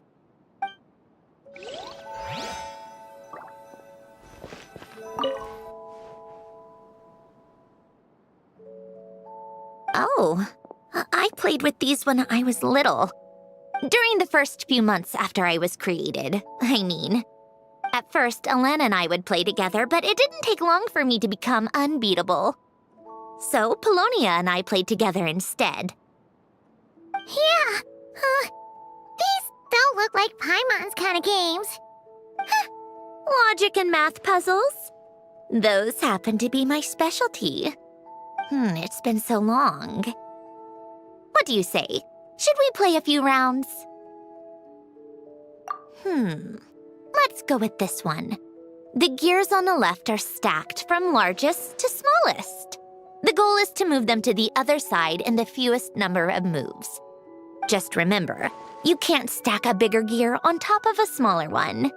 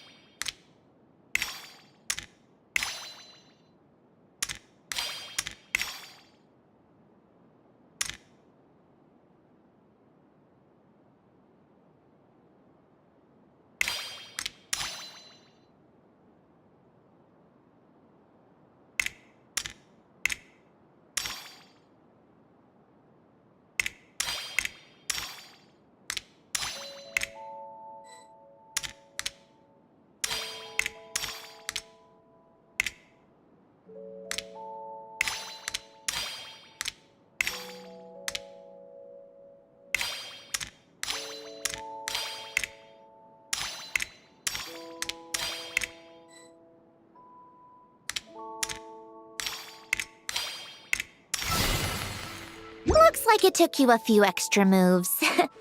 My first attempt was the same. You'll get better with practice. Well, what did you think of the game? Well, these kinds of puzzles aren't for everyone. I suppose my upbringing wasn't exactly conventional in that sense.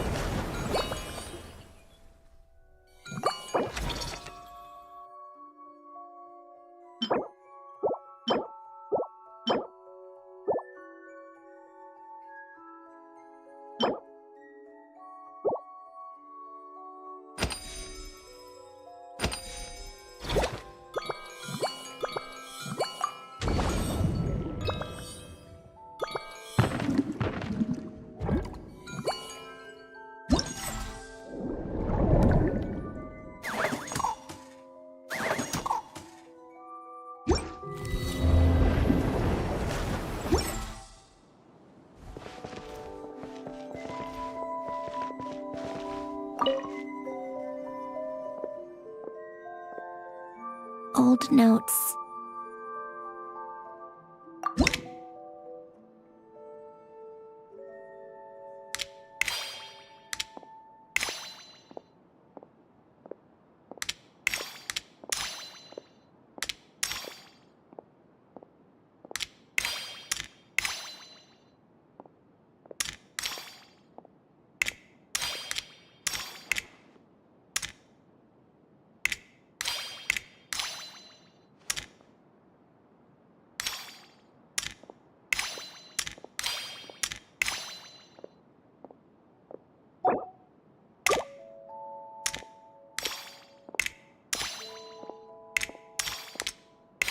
Old notes.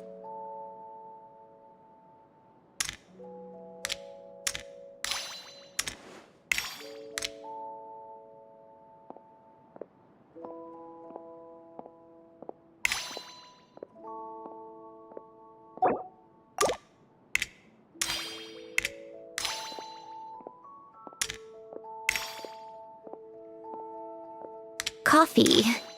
Tea.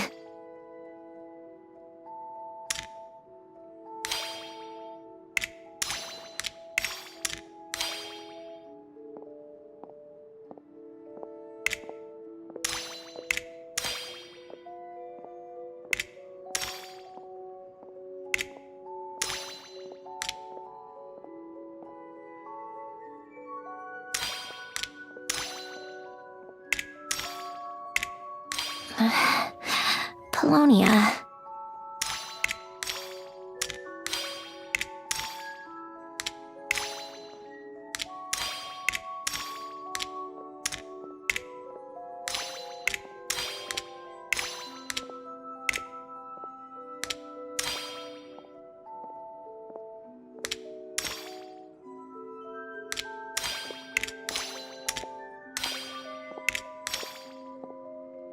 Old notes.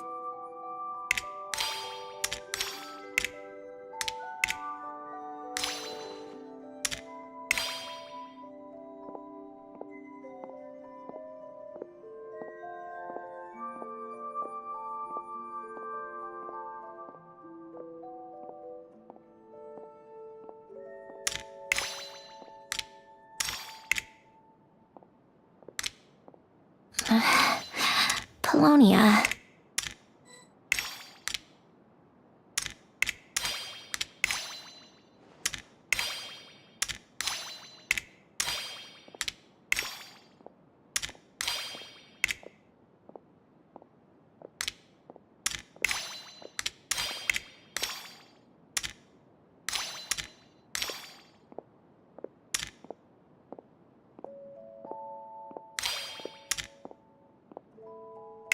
Old notes.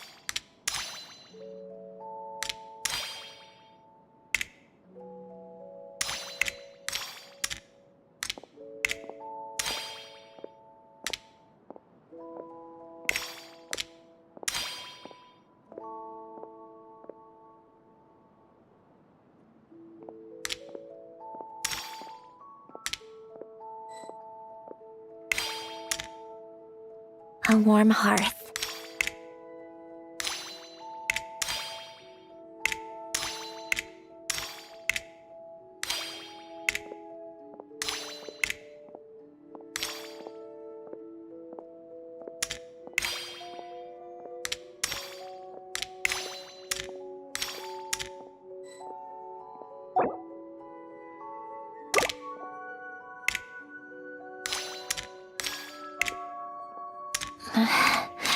Polonia.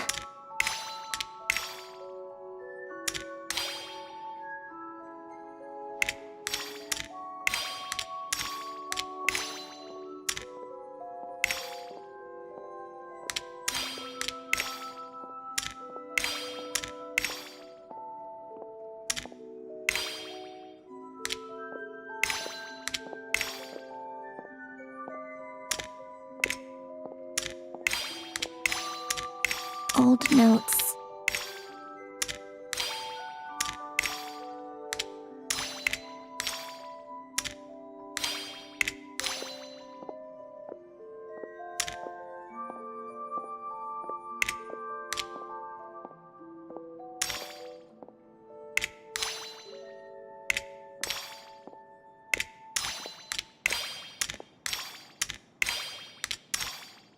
A warm hearth.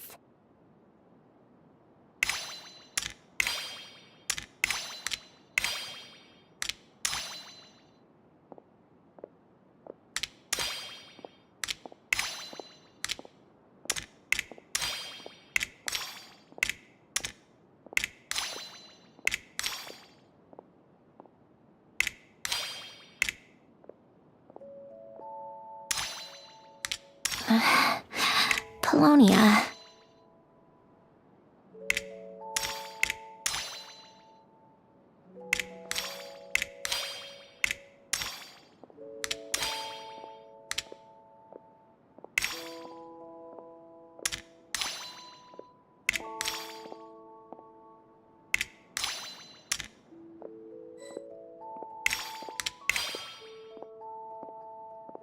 Coffee. Tea.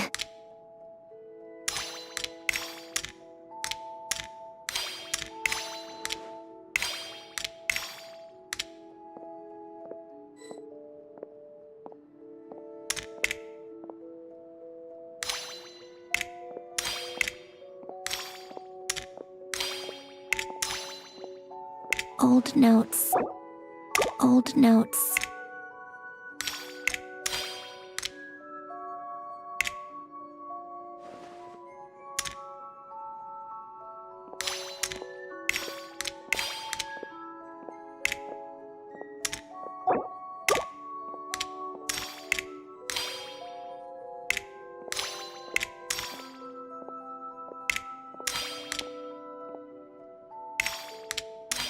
A warm hearth.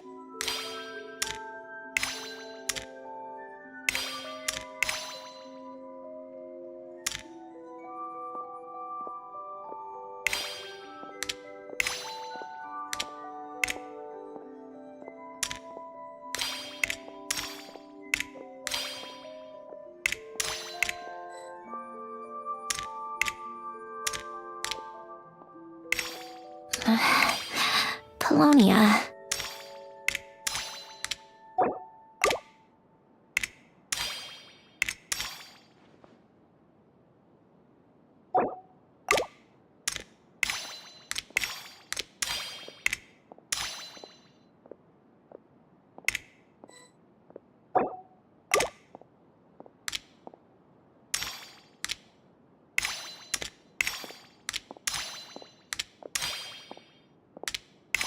Old notes.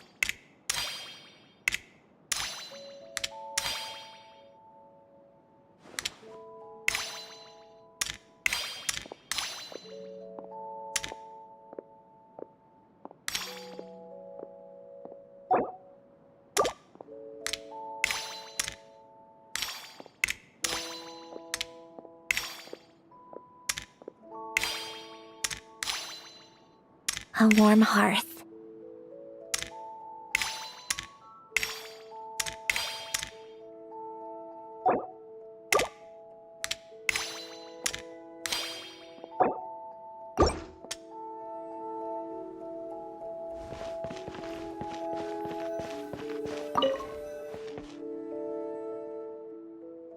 This was Elend's workbench. Later on, of course, it became mine. It's where both Polonia and I were brought to life. Before Elend was bedbound, this is where he would teach me about mechanics. I would sit and listen, chiming in with questions here and there. Later on, when he got too sick, I took over and would work on Polonia here. Wow! This house is filled with so many memories! It's so cozy and charming! You should have seen it in its prime, when people actually lived here. A lit fireplace, a steaming cup of coffee. That's the real deal. You know, we also used to have a mechanical piano that Elend built. Ooh, how chic! Elend never played it much. He probably wasn't able to at that point. But I managed to teach myself. Music theory is essentially math after all. Once you learn the patterns, it's not really that difficult. I loved perusing Elend's collection of classical music. The chords and harmonies felt like individual mathematical puzzles. It was fascinating, so I did some composing as well. But as Elend continued to deteriorate, even the sound of music began to grate on his nerves. So I got rid of the piano. Aww. Back then, I assumed a piano was like an ordinary clothing rack, commonplace in every home and easily replaceable. It was only after I left that I realized how hard a good piano is to find. Enough about that. Elend's gift should be just in here. The only things undisturbed before I left were a few of his personal belongings.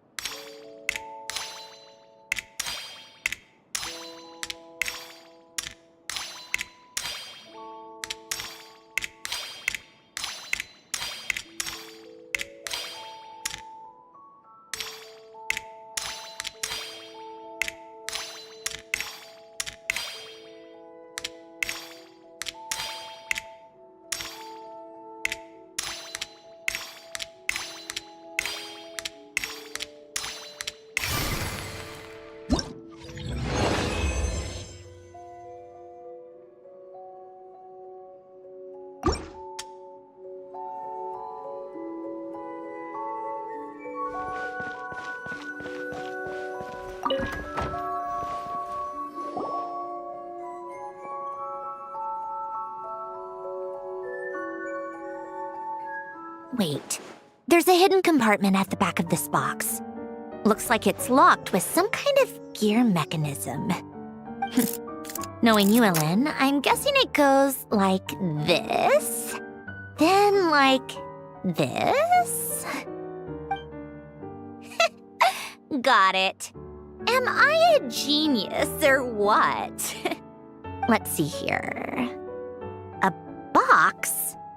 Well, you gonna open it?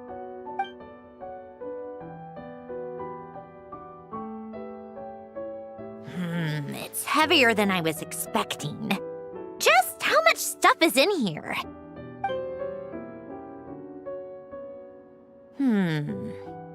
A letter? And a bunch of junk underneath it. None of it seems that important. Wait a second.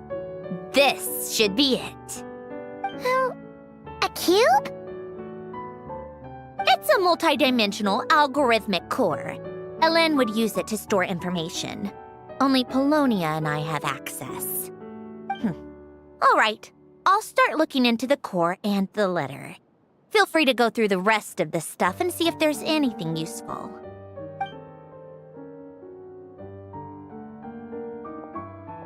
Okay. Hold on. There's another picture in here. This one has writing on the back. A snapshot of you playing among the plants shortly after you were born. You seem to like these flowers a lot.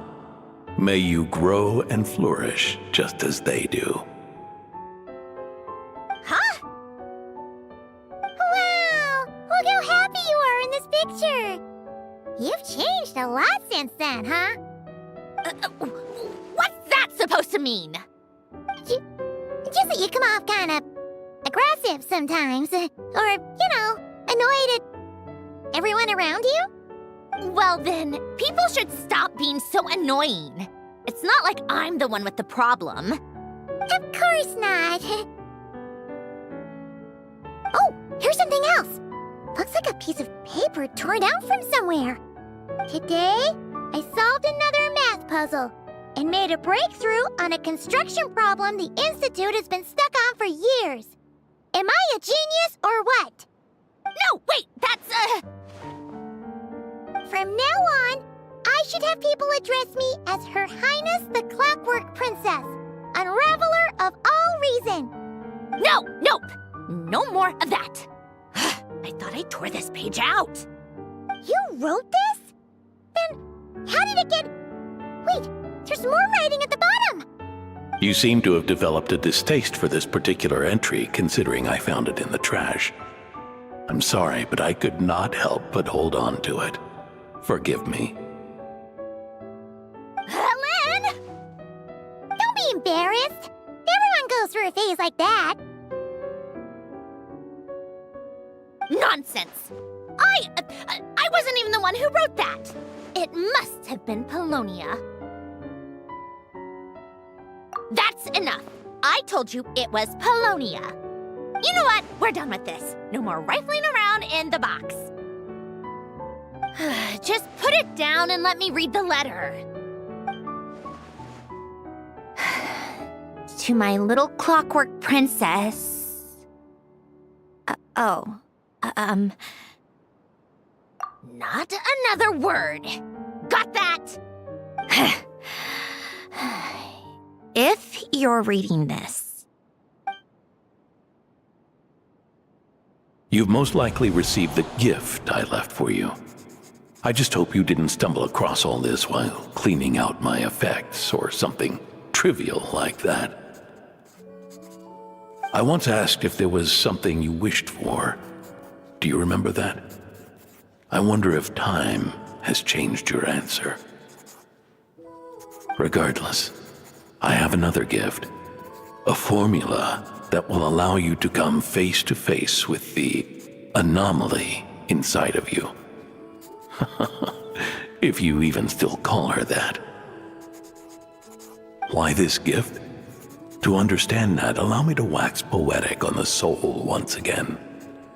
I would ask you to stick with me until the end, but I know you will. You always have. I believe a person should be born twice over in their lifetime. First, there's the birth that grants us life, then the birth of the soul. It's a matter of transforming the life bestowed upon us into the life we choose for ourselves. And to do that, we must look inward. We must make a conscious choice to define the meaning of our life instead of allowing the happenstance of our existence to pass us by. This is the process of recognizing the soul that lives within us. You are my proudest masterpiece. I told you that long ago. But to me, you have never been a creation or a machine. To me, you're just like the rest of us. You have a heart. In fact, some theories think of the human brain as nothing more than a machine, and thought the product of its computations. So you see, perhaps we're not so different after all. Your inner machinery is just far more advanced than most. No matter how one looks at it, the heart is a complex thing, a place where logic and reason collide with our emotions. Your computational capacity allowed you to become sentient and develop logical reasoning, but it also granted you something that, on the surface, might seem contradictory: emotion. Emotions and logic often clash with each other, and those instances of discord can accumulate over time. That is the source of what you refer to as the anomalies within you. As you told me once, you've always known what you don't want, yet you've never wished for anything in particular. Similar to how a blind person can feel when a part of their body is in pain without being able to fully visualize its form, such is your relationship with your soul. So, what I leave you now is this: a formula that will allow you to see the shape of your soul. For if you want to protect your heart, you must first be able to recognize it within yourself. Of course. Whether you use it is entirely up to you. You are, and always have been, free to do as you wish.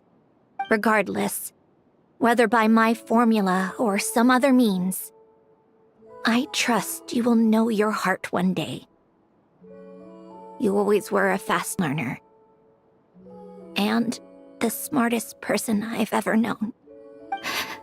Ellen. Oh. I'm fine. I've already figured out how this formula works. Let's get out of here and then we can use it. You made up your mind already? You're gonna do it? Why wouldn't I? Resolving the anomalies within my core is the reason I came here in the first place. No, I can do this on my own. But, do you want to watch? What do you mean? I already know what anomaly I need to resolve. Like Ellen said, she's an amalgamation of all the times my logic algorithms have clashed with my emotions. And by resolve, you mean that literally, or...? Yes. But if you, let us in like that, wouldn't that mean letting us see a bunch of your, you know, inner thoughts and secrets? If what Ellen said is true, then I'm about to be... born anew, or whatever. This is your chance to be lucky enough to witness it. Besides, you already read my whole diary. When it comes to keeping my innermost thoughts to myself, well, I think that ship has sailed. You're really sure about this? How many times do I have to say it? I finally let you in as, friends, and you want to question it. I'm not gonna offer a second time. Enough with the mushy stuff. Just follow me.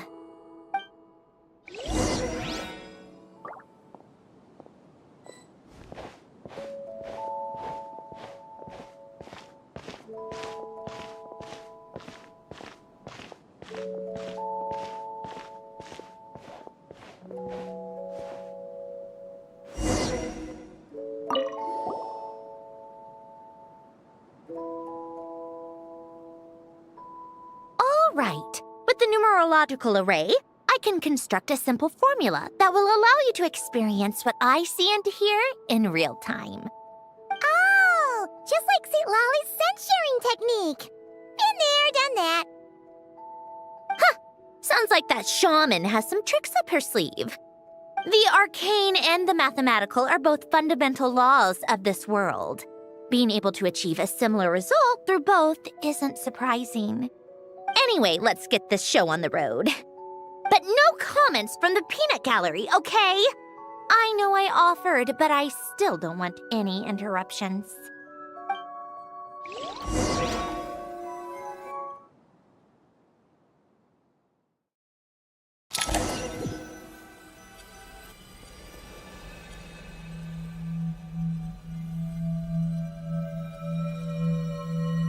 Is this my heart?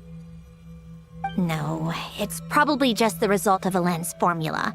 A space dedicated to resolving anomalies. Huh. But it looks like the walls are all mirrors? You made it. About time. Is that me? From the past? You just spoke of anomalies. Well, here I am. What happens when emotion contradicts reason? Shall we sit down and talk?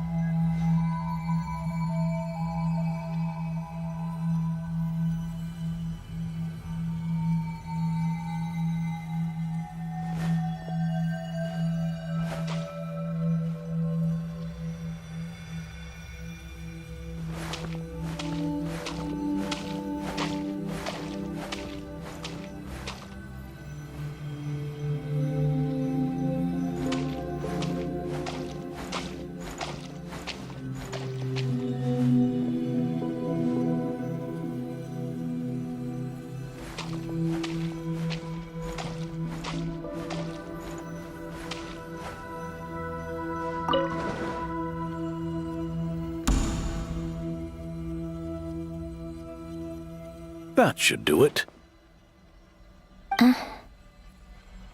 Hello? My name is Alain Guillotin. Can you hear me?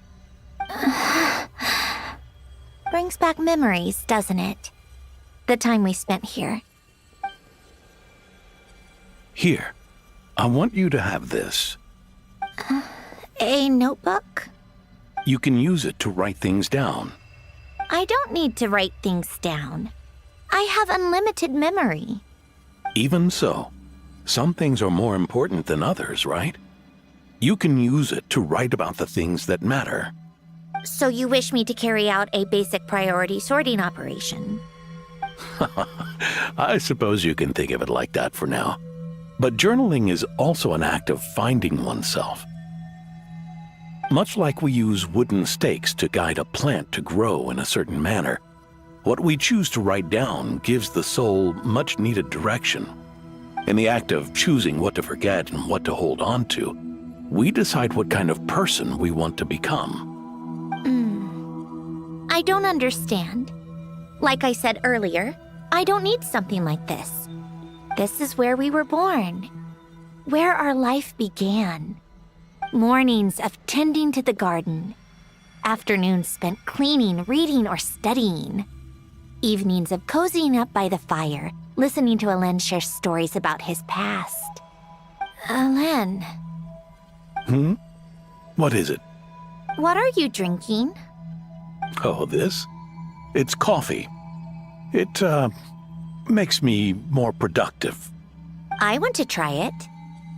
Oh, okay. Here.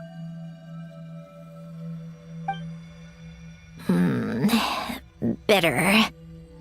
Speaking of, why did you design me with senses? Taste, smell, touch. Well, I'm not quite sure. It just felt like the right thing to do. I suppose I hoped you might have a life of your own one day, and that you deserve to experience all life has to offer. Oh. Still bitter. But the smell is nice. I thought those peaceful days would go on forever.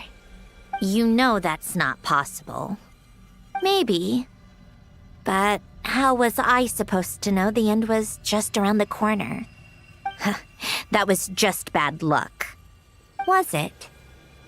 Well, it certainly became a pattern, now didn't it?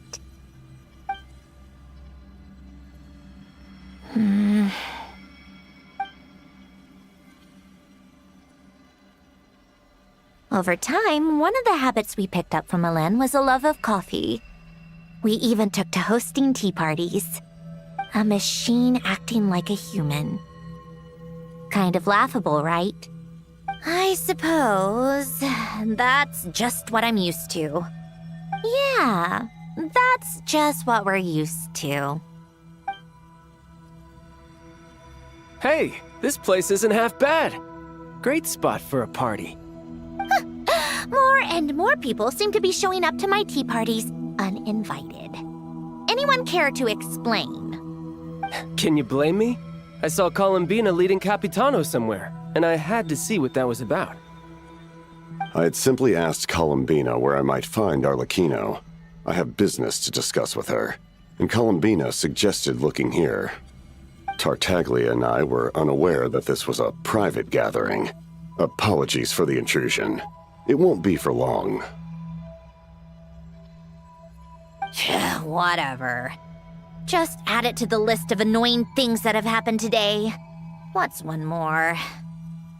Since you're here, you might as well stay for a cup of tea. See?